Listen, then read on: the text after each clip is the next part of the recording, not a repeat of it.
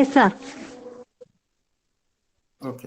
അപ്പോ നിങ്ങൾ എന്നോട് പറയുന്നത് എന്നോടല്ല പറയുന്നത്, ഇന്റർവ്യൂ ബോർഡിനോടാണ് പറയുന്നത് എന്ന ധാരണ സൃഷ്ടിച്ച് നിങ്ങൾ പറയണം. Okay okay sir. ഇതിന്റെ ഗുണം എന്ന് വെച്ചാൽ നിങ്ങൾ കുറേ ഉത്തരം പറഞ്ഞു പഠിക്കും. നിങ്ങൾ ഒരു ബോർഡിലിരിക്കുന്ന ഒരാളെ സംസാരിച്ച് അവരെ മീറ്റ് ചെയ്യുന്നത് പോലെ നിങ്ങൾക്ക് ഒരു അനുഭവ സമ്പത്തുണ്ടാവും. ഒരു 10 ക്ലാസ് കഴിയുമ്പോൾ 10 ക്ലാസ്സിൽ എന്നോട് സംസാരിക്കുന്നത് ബോർഡിനോട് സംസാരിക്കുന്നത് പോലെ ആയാൽ നിങ്ങൾക്ക് ഒരു എന്താണ് ഹാൻഡ്സ് ഓൺ എക്സ്പെരിമെന്റ് കിട്ടും. ഹാൻഡ്സ് ഓൺ എക്സ്പെരിമെന്റ് എന്ന് പറഞ്ഞാൽ ഒരു കൈപ്പരിചയം കിട്ടും, ചെയ്ത് ശീലിച്ച ഒരു പരിചയം കിട്ടും. അപ്പം നമുക്ക് ഈ ഓൺലൈൻ ക്ലാസ്സിൽ നമുക്ക് കുറേ കൂടെ അനുകൂലമാക്കി മാറ്റാവുന്ന ഒരു ഘടകമാണ് എന്നെ ബോർഡായി കണ്ടുകൊണ്ട് നിങ്ങൾ സംസാരിക്കുക. അപ്പോൾ ഈ സ്കിന്നർ അല്ലേ എന്ന് അങ്ങോട്ട് ചോദിക്കുന്നതിന് പകരം സർ അത് സ്കിന്നർ ആണ് എന്ന് ആത്മവിശ്വാസത്തോടു കൂടി പറഞ്ഞോളൂ, തെറ്റിക്കോട്ടെ. Okay sir. ഓക്കെ. അപ്പോൾ നമുക്ക് പറഞ്ഞ ഒരു ശീലം കിട്ടും. ശീലം എന്ന് പറയുന്നത് ഒരു എക്സ്പീരിയൻസ് ആണ്.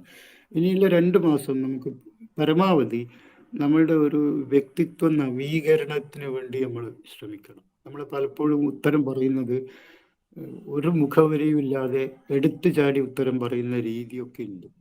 ആ രീതിയൊക്കെ മാറ്റണം. ഞാൻ കഴിഞ്ഞ ക്ലാസ്സിൽ പറഞ്ഞു. അപ്പോൾ ഒരു ചോദ്യത്തിന് ഉത്തരം നിങ്ങൾക്ക് അറിയുമെങ്കിൽ ഒരു ഡെഫിനറ്റ് ക്വസ്റ്റ്യൻ ആണെന്ന് വെച്ചോ. ഉദാഹരണത്തിന് കേരളത്തിലെ വിദ്യാഭ്യാസ നയം അല്ലെങ്കിൽ കേരള വിദ്യാഭ്യാസ ചട്ടം നിലവിൽ വന്നത് എപ്പോൾ? നിങ്ങൾക്കറിയാം 1959 പക്ഷേ ഈ 1959 എന്ന് പറയുന്നതിന് പകരം സർ കേരള വിദ്യാഭ്യാസ നിയമം നിലവിൽ വന്നത് 1954 എന്ന് പറയണം. അതായത് ഒറ്റ വാക്കിൽ ഉത്തരം പറയുക എന്ന് പറയുന്നത് നമ്മൾ നമ്മുടെ മുന്നിൽ ഇരിക്കുന്ന ആളെ വേണ്ട വിധം പരിഗണിക്കുന്നില്ല എന്നുള്ളതിൻ്റെ ഒരു ഉദാഹരണമായിട്ടാണ് അവർ കാണുക. അതുകൊണ്ട് എപ്പോഴും ഒരു വാക്കിലുള്ള ഉത്തരമാണെങ്കിൽ കൂടി അതൊരു പൂർണ്ണ വാചകത്തിൽ പറയാൻ ശ്രമിക്കണം. എഴുതി വെക്കുന്നുണ്ടല്ലോ. ഞാൻ കഴിഞ്ഞ ക്ലാസ്സിൽ പറഞ്ഞിരുന്നു, ഒരു പേനയും ഒരു നോട്ട്ബുക്കും നിങ്ങളുടെ കയ്യിൽ വേണം. എന്നിട്ട് ഞാൻ പറയുന്ന പുതിയ പുതിയ കാര്യങ്ങൾ, വാക്കുകളൊക്കെ എഴുതി വെക്കണം. അങ്ങനെ നമ്മുടെ പദസമ്പത്ത് വർദ്ധിപ്പിക്കണം എന്ന് ഞാൻ കഴിഞ്ഞ ക്ലാസ്സിൽ ആമുഖമായിട്ട് പറഞ്ഞിരുന്നു. അത് ശ്രദ്ധിക്കണം. ഓക്കെ. അപ്പോൾ എല്ലാവരുടെ കയ്യിലും നോട്ട്ബുക്കും പേനയും ഉണ്ടെന്ന് ഞാൻ ഉറപ്പുവരുത്തുകയാണ്. ഓക്കെ. അപ്പോൾ ഒരു വാക്കിൽ പറയേണ്ട, ഒരു വേർഡിൽ പറയേണ്ട ഉത്തരമാണെങ്കിൽ പോലും ഇതിന് ഒരു സെന്റൻസിലേക്ക് കൺവേർട്ട് ചെയ്ത്, അതായത് പരമാവധി ആൾക്കാർ മൈക്ക് ഓഫ് ചെയ്ത് നോക്കൂ, അപ്പൊ കേൾക്കാൻ വേണ്ടി പറ്റും. ഓക്കെ. അപ്പൊ നമ്മൾ പറയണം സർ 1959 കേരളത്തിലെ പുതിയ കേരള വിദ്യാഭ്യാസ നിയമം നിലവിൽ വന്നത് എന്നൊരു പൂർണ്ണ വാചകത്തിൽ പറയണം. ഇനി ഉത്തരം അറിയില്ലെങ്കിൽ മിണ്ടാതിരിക്കരുത് കുറെ നേരത്തേക്ക്. ഇപ്പൊ ചില ആൾക്കാർക്ക് ചോദ്യത്തിന് ഉത്തരം അറിയില്ലെങ്കിൽ അവരെന്ത് ചെയ്യുന്നു വെച്ചാൽ ഒരു 5, 10, 15 സെക്കൻഡ് മിണ്ടാതിരിക്കും. ഒടുവിൽ ഒരു ഉത്തരം അറിയില്ല എന്നുള്ള ഒരു ജാള്യതയോടുകൂടിയുള്ള ഒരു ചെറിയ ചിരി ഉണ്ടാവും അവരുടെ മുഖത്ത്. ഇതൊക്കെ കഴിഞ്ഞതിന് ശേഷം പറയും അറിയില്ല സാർ എന്ന്. പകരം ഈ രീതി ശരിയല്ല. പകരം എന്ത് ചെയ്യണം? ഉത്തരം അറിഞ്ഞില്ലെങ്കിലും കുഴപ്പമില്ല, അറിയാത്ത ഒരുപാട് കാര്യങ്ങൾ ലോകത്തുണ്ട്. അപ്പൊ അറിഞ്ഞില്ലെങ്കിലൊന്നും ഒരു തകരാറായിട്ട് കാണില്ല ബോർഡ്. പക്ഷെ നിങ്ങളുടെ അവതരണ രീതി, അറിയില്ല എന്ന് പറയുന്ന രീതി ഉണ്ടല്ലോ, ആ മെത്തഡോളജി, ആ രീതി ശാസ്ത്രം അവർ നോക്കും. ഞാനിപ്പോ 2-3 വാക്ക് പറഞ്ഞു. രീതി ശാസ്ത്രം, മെത്തഡോളജി, അതൊക്കെ എഴുതി വെക്കണം. അപ്പൊ ഉത്തരം അറിയില്ല എന്ന് നിങ്ങൾ പറയുന്നതിന് ഒരു രീതിയുണ്ട്. അപ്പൊ പറയണം. ഉദാഹരണത്തിന് ഞാനൊരു ചോദ്യം ചോദിക്കുകയാണ്. ഇന്ത്യയിലെ പുതിയ വിദ്യാഭ്യാസ നയം 2020 അതിന്റെ ശീർഷകം എന്താണ്?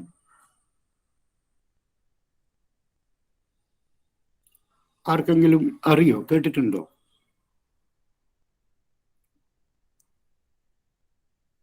ഹലോ,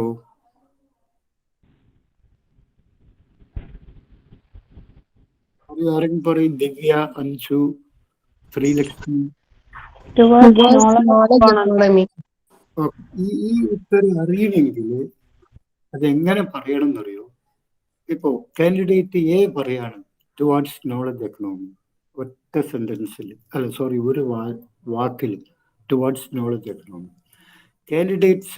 കാൻഡിഡേറ്റ് ബി പറയുകയാണെന്ന് വെച്ചോ, സർ, നമ്മുടെ പുതിയ വിദ്യാഭ്യാസ നയം, അത് 2020 രൂപം കൊണ്ട വിദ്യാഭ്യാസ നയം, അതിൻ്റെ ശീർഷകം ടുവാർഡ്സ് നോളജ് എക്കണോമി എന്നാണ്.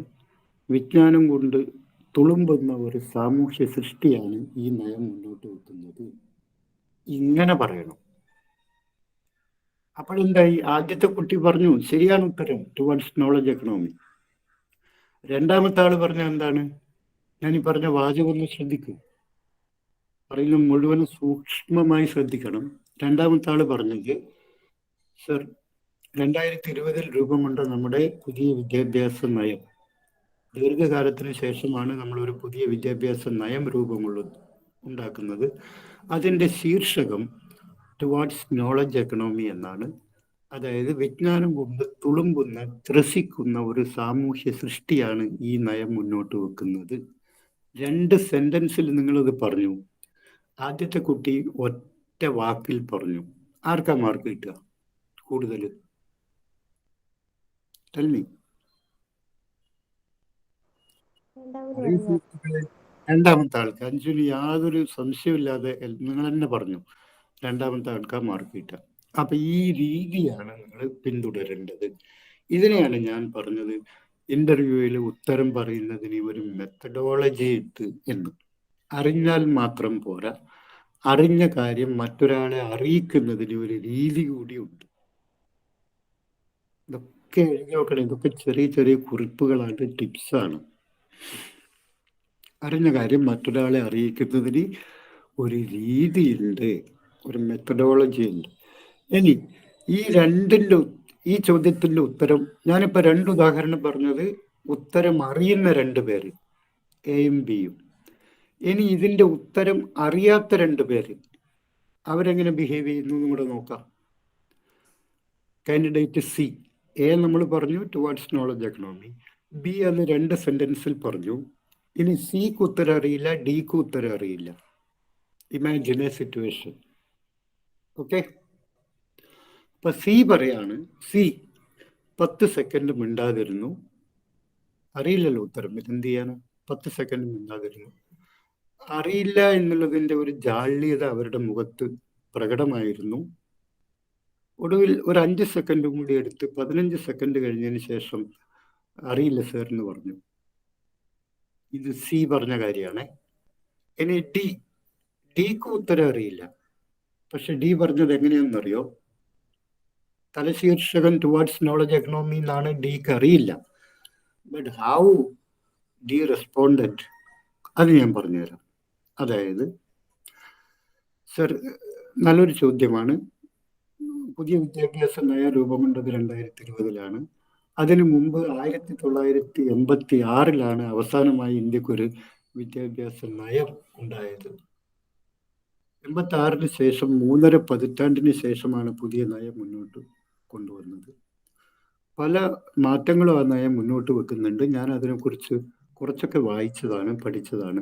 പക്ഷെ എങ്കിലും സർ, അതിൻ്റെ തലശീർഷകം എന്താണെന്ന് എനിക്ക് പെട്ടെന്ന് ഓർമ്മ വരുന്നില്ല. എന്തായാലും ഞാൻ അതിനെക്കുറിച്ച് കൂടുതൽ പഠിക്കും. ഇതാണ് ഡി പറഞ്ഞ ഉത്തരം. നിങ്ങൾക്ക് എല്ലാവർക്കും അറിയാം ഡിക്ക് യഥാർത്ഥ ഉത്തരം അറിയില്ല എന്ന്. പക്ഷെ ഡി പറഞ്ഞ രീതി എന്താ? ടെൽമി.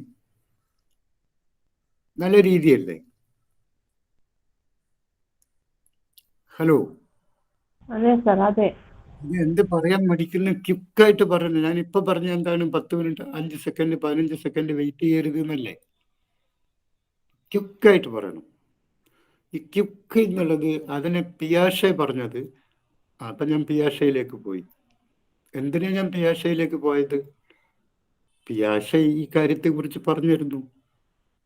അപ്പൊ നിങ്ങൾ എഴുതാൻ പോകുന്ന നോട്ട്ബുക്കിൽ എന്ത് ചെയ്യണം? ഞാൻ പറയുന്ന വാക്കുകൾ എഴുതി വെക്കണം. ഒപ്പം ഞാൻ ഇന്ന് എടുക്കാൻ പോകുന്ന നിങ്ങളോട് പൊതുവിദ്യാഭ്യാസമായിരിക്കും. ആദ്യത്തെ കുറച്ച് നേരം ഞാൻ ഇന്റർവ്യൂ ദിവസവും ഇന്റർവ്യൂവിൻ്റെ തൊട്ട് 2-3 ദിവസം മുമ്പും ഇന്റർവ്യൂ ഹാളിലേക്ക് പ്രവേശിക്കുമ്പോഴും നിങ്ങൾ പാലിക്കേണ്ട ചില മര്യാദകളെ കുറിച്ച് പറയുമെന്നാണ് ഞാൻ അന്ന് പറഞ്ഞു നിർത്തിയത്. അപ്പോൾ അത് ഞാൻ ഒരു അരമണിക്കൂർ പറയും. അത് കഴിഞ്ഞ് ഞാൻ പോകുന്നത് നേരിട്ട് അധ്യാപന അഭിരുചി ചോദ്യങ്ങളിലേക്കാണ്. ഒരു 5 മിനിറ്റും കൂടെ എന്നെ കേൾക്കുക. നിങ്ങളുടെ നോട്ട്ബുക്കിൽ 3 പേജ് ഉണ്ടാവണം. 200 പേജ് ഉണ്ടാവും, ഓക്കെ.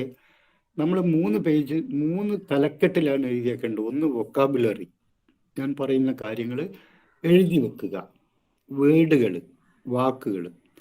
2, ഞാൻ ഇപ്പോൾ പറയുമ്പോൾ പല കാര്യങ്ങളും മനഃശാസ്ത്രവുമായിട്ടും പൊതുവിദ്യാഭ്യാസവുമായി ബന്ധപ്പെടുത്തിയാണ് പറയുക. ഈ മനഃശാസ്ത്രവും പൊതുവിദ്യാഭ്യാസമൊക്കെ നമ്മൾ പിന്നീട് എടുക്കും ക്ലാസ് ആയിട്ട് തന്നെ. പക്ഷെ ഇപ്പൊ ഞാൻ പറയുമ്പോൾ ചില വാക്കുകൾ മനഃശാസ്ത്രത്തിൽ നിങ്ങൾക്ക് കിട്ടും. ഉദാഹരണത്തിന് സ്കിന്നറുടെ പ്രബലനത്തെ കുറിച്ച് നമുക്ക് കേട്ടു. അതിരാവുന്ന പിന്നെ കുട്ടികൾ ആരും ഉണ്ടെങ്കിൽ സമീപിച്ച് മൈക്ക് ഓഫ് ആക്കി നോക്കാം കേട്ടോ. ഓക്കെ. അപ്പോൾ ഞാൻ സ്കിന്നറെ കുറിച്ച് പറഞ്ഞു, സ്കിന്നറുടെ പ്രബലനത്തെ കുറിച്ച് പറഞ്ഞു.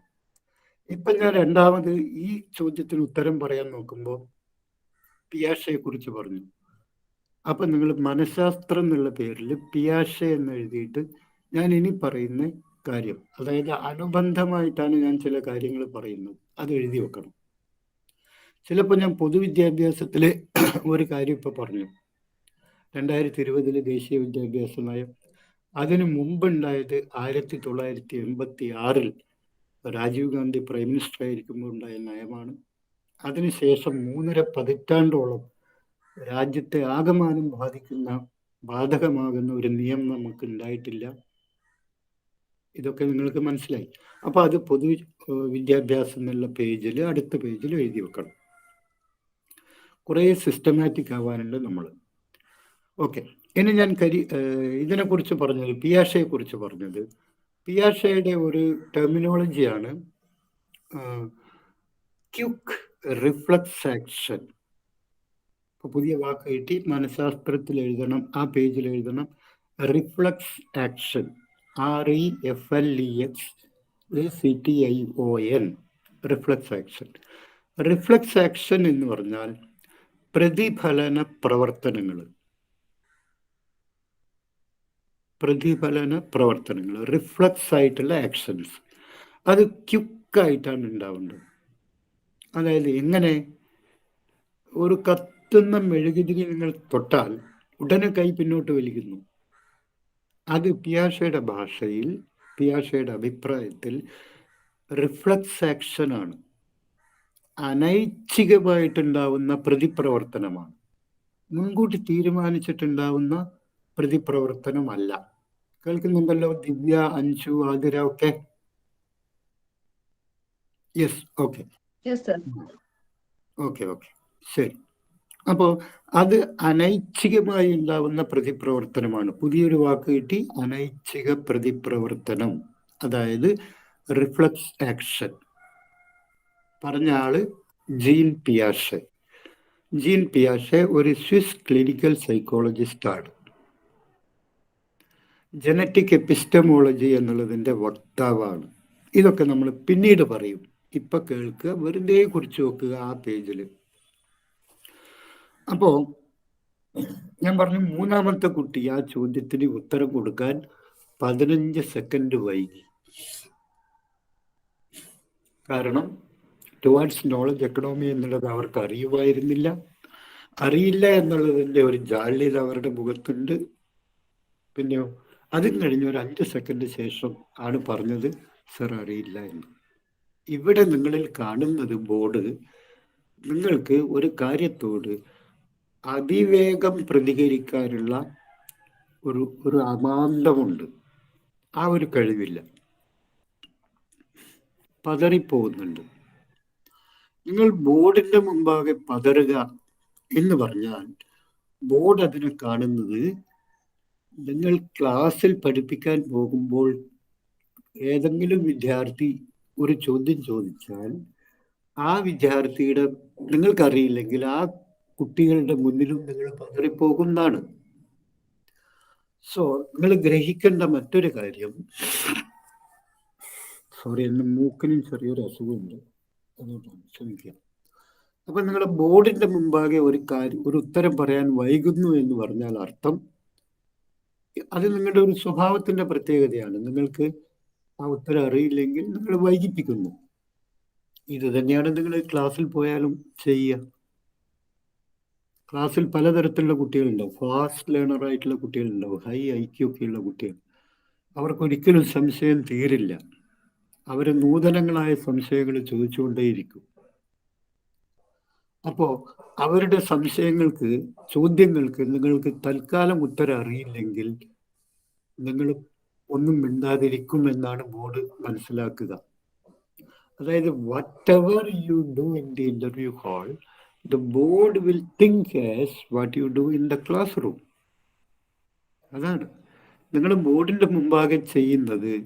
ബോർഡ് വിലയിരുത്തുന്നത് നിങ്ങൾ ക്ലാസ് മുറിയിൽ പോയാലും ഒരു അധ്യാപകനായിട്ട് കുട്ടികളെ പഠിപ്പിക്കുമ്പോഴും ഇത് തന്നെ ചെയ്യുക. അതുകൊണ്ട് അവിടെ പോയി ഞാൻ പറഞ്ഞോളൂ എന്ന് പറയാൻ പറ്റും.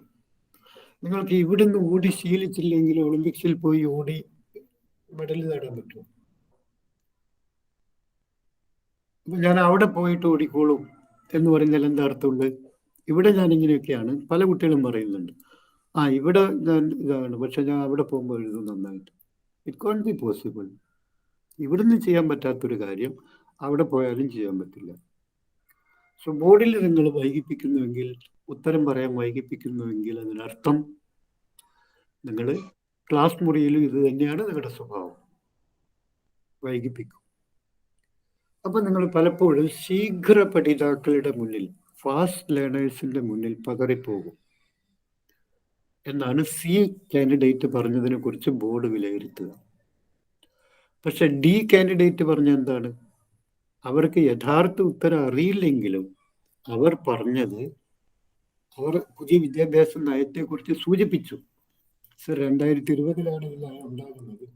അതിനു മുമ്പ് 1986 ഉണ്ടായത്. ഒരു 3.5 പതിറ്റാണ്ടോളം സമഗ്രമായൊരു നയം നമുക്ക് ഉണ്ടായിരുന്നില്ല. ഞാൻ അതിനെക്കുറിച്ച് കുറച്ചൊക്കെ വായിച്ചതാണ്. പക്ഷെ യഥാർത്ഥ തലക്കെട്ട് എനിക്ക് ഓർമ്മ വരുന്നില്ല സർ. ഞാനത് അറിയാൻ ശ്രമിക്കും, ഞാനതിനെക്കുറിച്ച് പഠിക്കും. ഇതാ പറഞ്ഞത്. ഇത് ഒരു കൺസ്ട്രക്റ്റീവ് റിപ്ലൈ ആണ്. Even though he or she doesn't know the answer, but the reply is positive. അല്ലേ?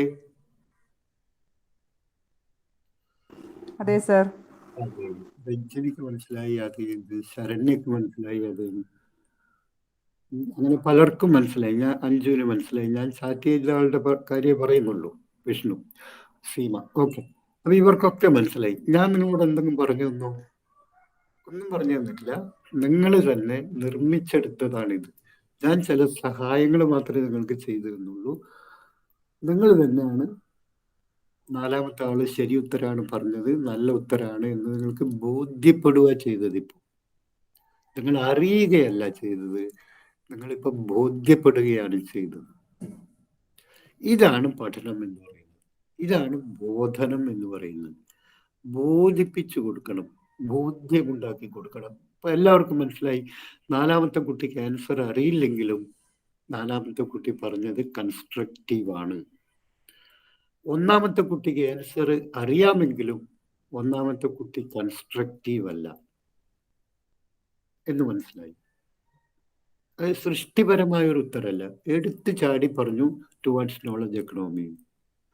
അപ്പൊ ചിലപ്പോൾ ബോർഡ് ഒന്നാമത്തെ ആൾക്ക് മാർക്ക് കൊടുത്തില്ല എന്ന് വരും. ശരി ഉത്തരം പറഞ്ഞ് ആദ്യത്തെ ആളെ ബോർഡ് മാർക്ക് കൊടുത്തില്ല എന്ന് വരാം. അവസാനത്തെ ശരി ഉത്തരം അറിയാത്ത കുട്ടിക്ക് മാർക്ക് കൊടുത്തു എന്നും വരാം. അതിന് ഞാൻ ഒരു എക്സ്പ്ലനേഷനും കൂടെ പറഞ്ഞുതരാം. നിങ്ങൾക്ക് ചിലപ്പോൾ ഇപ്പൊ മനസ്സിലാവില്ല. എന്ത് സാർ അങ്ങനെ പറയുന്നത്? ആദ്യത്തെ കുട്ടി ആൻസർ പറഞ്ഞു, അവർക്ക് മാർക്കില്ല. നാലാമത്തെ കുട്ടി ABCD 4 കാൻഡിഡേറ്റിനെയാണ് ഉദാഹരണമായി എടുത്തത്. Candidate A answered but not properly answered. Candidate D did not know the answer but replied properly. അപ്പോൾ നിങ്ങൾക്ക് വൈരുദ്ധ്യം തോന്നും. എന്തുകൊണ്ട് ശരി പറഞ്ഞാൾക്ക് മാർക്ക് കിട്ടിയില്ല, തെറ്റ് പറഞ്ഞാൾക്ക് മാർക്ക് കിട്ടി? എനിക്ക് തോന്നില്ല, കാരണം നിങ്ങൾക്ക് ബോധ്യമായി. അതായത് എപ്പോഴും നിങ്ങൾ മനസ്സിലാക്കേണ്ടത്, നിങ്ങളോട് ബോർഡ് 10 ചോദ്യങ്ങൾ ചോദിച്ചു എന്ന് വെച്ചോ, 10 മിനിറ്റ് എടുത്തിട്ട് 10 ചോദ്യങ്ങൾ നിങ്ങളോട് ബോർഡ് ചോദിച്ചെങ്കിൽ ഈ 10 ചോദ്യത്തിനും നിങ്ങൾ ശരി ഉത്തരം നൽകിയെങ്കിൽ നിങ്ങൾക്ക് ഓരോ ഉത്തരത്തിനും അപ്പോൾ മാർക്കിടുന്ന സ്വഭാവമല്ല ബോർഡിനുള്ളത്. So board will not give you instant mark to an instant question. ഒരു ചോദ്യം അതിന് നിങ്ങൾ ശരി ഉത്തരം നൽകിയാൽ അതിനൊരു മാർക്ക് അപ്പോഴിടുന്നില്ല. 10 മിനിറ്റ് നിങ്ങൾ ഇന്റർവ്യൂ ഹാളിൽ ബോർഡിനോട് സംസാരിക്കുന്നു, അതായത് ബോർഡ് ചോദിച്ചതിന് നിങ്ങൾ ഉത്തരം പറയുന്നു. ബോർഡിൻ്റെ റിക്വയർമെന്റ്സ് നിങ്ങൾ മീറ്റ് ചെയ്യുന്നുണ്ടോ എന്നാണ് അവർ നോക്കുന്നത് overall. So board will analyse you whether you meet the requirements of the board in general. ബോർഡിൻ്റെ ആവശ്യങ്ങളും ബോർഡ് ഉദ്ദേശിക്കുന്ന കാര്യങ്ങൾ പൊതുവെ നിങ്ങൾ പാലിക്കുന്നുണ്ടോ, നിങ്ങളിലുണ്ടോ എന്നാണ് നോക്കുന്നത്. അപ്പോൾ നിങ്ങൾ 10 മിനിറ്റ് ഇന്റർവ്യൂ കഴിഞ്ഞ് പുറത്തേക്ക് ഇറങ്ങിയതിന് ശേഷം ബോർഡിലെ 4 പേരും, ഇന്റർവ്യൂ ബോർഡിലെ 4 പേരുണ്ടെങ്കിൽ 4 പേര്, 3 3, ഓക്കെ, സോറി, അവരെന്ത് ചെയ്യും? അവർ നിങ്ങളെക്കുറിച്ച് വിലയിരുത്തും. നിങ്ങൾ പറഞ്ഞ മുഴുവൻ കാര്യങ്ങളും പറഞ്ഞ രീതിയും ഒക്കെ അവരൊന്ന് വിലയിരുത്തും, ഒന്ന് അനലൈസ് ചെയ്യും, ഒന്ന് ജഡ്ജ് ചെയ്യും. അതിനുശേഷം അവരെല്ലാവരും കൂടി ആലോചിച്ചിട്ടാണ് ഒരു മാർക്ക് ഇടുക. അത് ഒരു മിനിറ്റ് കൊണ്ട് അവർ പരസ്പരം ഒന്ന് നിങ്ങൾ പോയതിനു ശേഷം സംസാരിക്കും, എന്നിട്ടേ അടുത്ത കാൻഡിഡേറ്റിനെ വിളിക്കൂ. You follow me? Yes, sir. Okay, നമുക്ക് പ്രശ്നമില്ല, നമുക്ക് പറഞ്ഞു പോവാം, ചോദിച്ചു പോവാം കേട്ടാ. കാരണം കുറെ പറയാനുണ്ട്. ക്ലാസ് നീണ്ടുപോയാലും പ്രശ്നമൊന്നുമില്ല, ഇനി നമുക്ക് മുഴുവൻ നന്നായി പറഞ്ഞു പോകും. അപ്പോൾ നിങ്ങൾ പോയതിന് ശേഷം ബോർഡ് നിങ്ങളെക്കുറിച്ച് ഒരു വിലയിരുത്തൽ നടത്തും, ഒരു ഇവാലുവേഷൻ നടത്തും. ഇപ്പോൾ ഒരാൾ പറയും, ആദ്യത്തെ ആൾ വേണമെങ്കിൽ പറയാം, ഓക്കെ, ആ കുട്ടി എല്ലാത്തിനും ഉത്തരം പറഞ്ഞിട്ടുണ്ട്, എനിക്ക് തോന്നുന്നു ആ കുട്ടിക്ക് അറിവുണ്ടെന്നാണ്. രണ്ടാമത്തെ ആൾ ചിലപ്പോൾ വേറെ അഭിപ്രായം പറയും, ശരിയാണ്, എല്ലാത്തിനും ഉത്തരം പറഞ്ഞിട്ടുണ്ട്, പക്ഷെ പറഞ്ഞ രീതിയിലും അതിൻ്റെ അവതരണത്തിലും ചില പോരായ്മകൾ ഞാൻ കാണുന്നുണ്ട്. മൂന്നാമത്തെ ആൾ പറയും, ശരിയാണ്, തുടക്കക്കാരായ കുട്ടികളല്ലേ, അവരെ അനുഭവ സമ്പത്ത് കൊണ്ട് ആർജിച്ചെടുത്തോളും, കുഴപ്പമൊന്നുമില്ല, അതുകൊണ്ട് നമുക്ക് നല്ല മാർക്ക് കൊടുക്കാം. ഇങ്ങനെ പല അഭിപ്രായം ബോർഡിൻ്റെ ഉള്ളിൽ വരും. എന്നിട്ടൊരു കോൺസെൻസസ് ഉണ്ടാവും, ഒരു സമന്വയം ഉണ്ടാവും. അങ്ങനെ നിങ്ങൾക്ക് ശരി, 20 നമുക്കൊരു 13 14 മാർക്ക് കൊടുക്കാം, നല്ല കുട്ടിയാണ്. ഈ ഒരു ഒപ്പീനിയൻ എങ്ങനെയാണ് വരുന്നതെന്ന് അറിയോ? ഓരോ ചോദ്യത്തിലും നിങ്ങൾ നൽകുന്ന ഉത്തരത്തിൻ്റെ അടിസ്ഥാനത്തിലല്ല, മറിച്ച് ഉത്തരം പറയുന്ന രീതി, നിങ്ങളുടെ വൈകാരിക സ്ഥിരത, ഇമോഷണൽ സ്റ്റെബിലിറ്റി. ചാടിക്കയറി ഉത്തരം പറയുന്നത് ഇമോഷണൽ സ്റ്റെബിലിറ്റിയുടെ ഭാഗമല്ല. ചോദ്യകർത്താവ് ചോദ്യം പൂർത്തിയാക്കുന്നതിന് മുമ്പ് ഉത്തരം പറയുന്നത് ശരിയല്ല. ചോദ്യകർത്താവ് ഉദ്ദേശിക്കുന്ന അർത്ഥം നിങ്ങൾ ചോദ്യത്തിൽ നിന്ന് മനസ്സിലാക്കിയെടുക്കണം. എപ്പോഴും എന്തിനാണ് എന്നോട് ഈ ചോദ്യം ചോദിച്ചത് എന്ന് നിങ്ങൾക്ക് ബോധ്യം ഉണ്ടാവണം. അത് ഇന്റർവ്യൂ ഹാളിൽ നിന്നുണ്ടാവേണ്ട ബോധ്യമല്ല, ഇന്റർവ്യൂവിന് പോകുന്നതിന് മുമ്പ് നമുക്ക് ഉണ്ടാവേണ്ട ഒരു ബോധ്യമാണ്. ഉദാഹരണത്തിന് ഒരു ചോദ്യം ഞാൻ അങ്ങോട്ട് പറയാം. അതായത് കേരളത്തിൻ്റെ, suppose if you are selected as A teacher and you are posted in A school, so what contribution can you make towards the development of primary education in Kerala? നിങ്ങളൊരു അധ്യാപകനായി സെലക്ട് ചെയ്യുന്നു എന്ന് വിചാരിക്കുക. അങ്ങനെയെങ്കിൽ കേരളത്തിൻ്റെ പ്രൈമറി വിദ്യാഭ്യാസ മേഖലയ്ക്ക് എന്ത് നേട്ടം, എന്ത് സംഭാവന ചെയ്യാൻ പറ്റും നിങ്ങൾക്ക്? നിങ്ങൾക്കറിയാം, ഈ ചോദ്യം വളരെ ഡിഫിക്കൽട്ടായ ചോദ്യമാണ്. ആദ്യം മനസ്സിലാക്കി വെക്കുക, ടീച്ചിങ് ആപ്റ്റിറ്റ്യൂഡിലെ എല്ലാ ചോദ്യവും ഡിഫിക്കൽട്ടായിരിക്കും. കാരണം അത് നിങ്ങളുടെ വളരെ സബ്ജക്റ്റീവായ ചോദ്യമാണ്. അതിന് ഒബ്ജക്റ്റീവായ ഒരു ഉത്തരം കൊടുക്കാനുണ്ടാവില്ല. 10 ആൾ അതിന് ഉത്തരം കൊടുക്കുകയാണെങ്കിൽ 10 ഡിഫറെന്റ് വേയിലായിരിക്കും അതിൻ്റെ ഉത്തരം പോകുന്നത്. എല്ലാ ഉത്തരങ്ങളും ശരിയാവും. ഓൺലി വെൻ, എപ്പോൾ മാത്രം, അത് സമർത്ഥിക്കാൻ നിങ്ങൾക്ക് കഴിയുമ്പോൾ മാത്രം. ഉദാഹരണത്തിന്, നിലവിലെ കരിക്കുലത്തിൽ എന്തെങ്കിലും മാറ്റങ്ങൾ വേണം, കാതലായ എന്തെങ്കിലും തകരാറുണ്ട് എന്ന് നിങ്ങൾക്ക് തോന്നുന്നുണ്ടോ? ഉണ്ടെങ്കിൽ അതെങ്ങനെ മാറ്റിയെടുക്കാം? ഞാൻ ഓഫ് ഹാൻഡ് ആയിട്ടാണ് ചോദ്യങ്ങൾ ചോദിക്കുന്നത് കേട്ടോ. ഉണ്ടെങ്കിൽ എങ്ങനെ മാറ്റിയെടുക്കാം? അപ്പോൾ ഒരാൾ പറയുന്നു, കാൻഡിഡേറ്റ് എ പറയുന്നു, സർ നിലവിലെ കരിക്കുലത്തിൽ കാര്യമായിട്ടുള്ള മാറ്റങ്ങളൊന്നും ആവശ്യമുണ്ടെന്ന് എനിക്ക് തോന്നുന്നില്ല. രണ്ടാമത്തെ ആൾ പറയുന്നു, സർ നിലവിലെ കരിക്കുലത്തിൽ കാതലായ മാറ്റം വേണമെന്നാണ് എൻ്റെ അഭിപ്രായം. ഓക്കെ, രണ്ടാളും പറഞ്ഞത് പരസ്പര വിരുദ്ധ അഭിപ്രായങ്ങളാണ് അല്ലേ? യെസ് ചാറ്റി, ഐ വാണ്ട് കൺഫേം. അതെ സർ, അതെ സർ. രണ്ടാളും പറഞ്ഞത് ഡിഫറെന്റ് ആൻസർ, കോൺട്രാസ്റ്റിംഗ് ആൻസർ ആണ്. ഒന്നിന്റെ വിപരീതമാണ് മറ്റേ ആൾ പറഞ്ഞത്. പക്ഷേ ഞാൻ നിങ്ങളോട് പറയുന്നു, രണ്ടാൾക്കും മാർക്ക് കിട്ടും. രണ്ടാളും ശരിയാണ്. എപ്പോൾ, എങ്ങനെ? രണ്ടാൾക്കും രണ്ടാൾ പറഞ്ഞതും കാര്യകാരണ സഹിതം സമർത്ഥിക്കാൻ പറ്റണം. ഉദാഹരണത്തിന്, സർ നിലവിലെ എ പറഞ്ഞത് ഇങ്ങനെയാണ്. കാൻഡിഡേറ്റ് എ പറഞ്ഞു, സർ നിലവിലെ കരിക്കുലത്തിൽ പ്രത്യേകിച്ച് ഒരു മാറ്റം വരുത്തേണ്ട കാര്യമുണ്ടെന്ന് എനിക്ക് തോന്നുന്നില്ല. എന്തെങ്കിലും മാറ്റം വരുത്തണമെങ്കിൽ തന്നെ അത് സിസ്റ്റത്തിന്റെ ഉള്ളിൽ നിന്നുകൊണ്ട് തന്നെ ചെയ്യാവുന്നതാണ്. എ ഇങ്ങനെ പറഞ്ഞത്. അങ്ങനെയാണെങ്കിൽ എയോട് ബോർഡ് പ്രതി ചോദ്യം ചോദിക്കാം. സബ്സിക്വന്റ് ആയിട്ട് ഒരു ചോദ്യം വീണ്ടും ചോദിക്കും. ഒരു ഉദാഹരണ സഹിതം അത് വ്യക്തമാക്കാമോ എന്ന് ചോദിക്കും. അതല്ലെങ്കിൽ ചോദിക്കാം, കേരളത്തിൽ കഴിഞ്ഞ അധ്യയന വർഷം ഒരു പഠനവും നടന്നിട്ടില്ല, നേരിട്ടുള്ള ഒരു ബോധനവും നടന്നിട്ടില്ല, എന്നിട്ട് നമുക്ക് SSLCക്ക് 99.47% വിജയമുണ്ടല്ലോ. എങ്ങനെ കൈവരിക്കാൻ സാധിച്ചു? ആ വിജയം യഥാർത്ഥ വിജയമായിട്ടാണോ? നേരിട്ടുള്ള ഒരു ബോധനവും ക്ലാസ് മുറിയിൽ നടന്നിട്ടില്ല. 200 പ്രവൃത്തി ദിവസങ്ങളുണ്ട് നമുക്ക്, 1000 മണിക്കൂറുണ്ട് ഒരു കൊല്ലത്തിൽ. ഇതാണ് കേരളത്തിലെ ഇപ്പോഴത്തെ വിദ്യാഭ്യാസ ദിവസവും വിദ്യാഭ്യാസ സമയവും.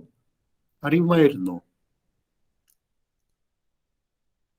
ഇത് നേരത്തെ അറിയുമായിരുന്നോ? സർ കഴിഞ്ഞ ക്ലാസ്സിൽ പറഞ്ഞായിരുന്നു സർ. ഞാനിത് അതെനിക്ക് മറന്നുപോയി. അതാണ് ഞാൻ 1-2 വേറെയും ക്ലാസ് എടുക്കുന്നുണ്ട്. അതുകൊണ്ട് ഞാൻ പെട്ടെന്ന് അതിലേക്കൊന്നും വരുന്നില്ല, ഇതിലേക്ക് വരാം. അപ്പോൾ ഈ 2 പേർക്ക് ഉത്തരം മാർക്ക് കിട്ടും, അതൊന്ന് സമർത്ഥിച്ചാൽ മാത്രം മതി.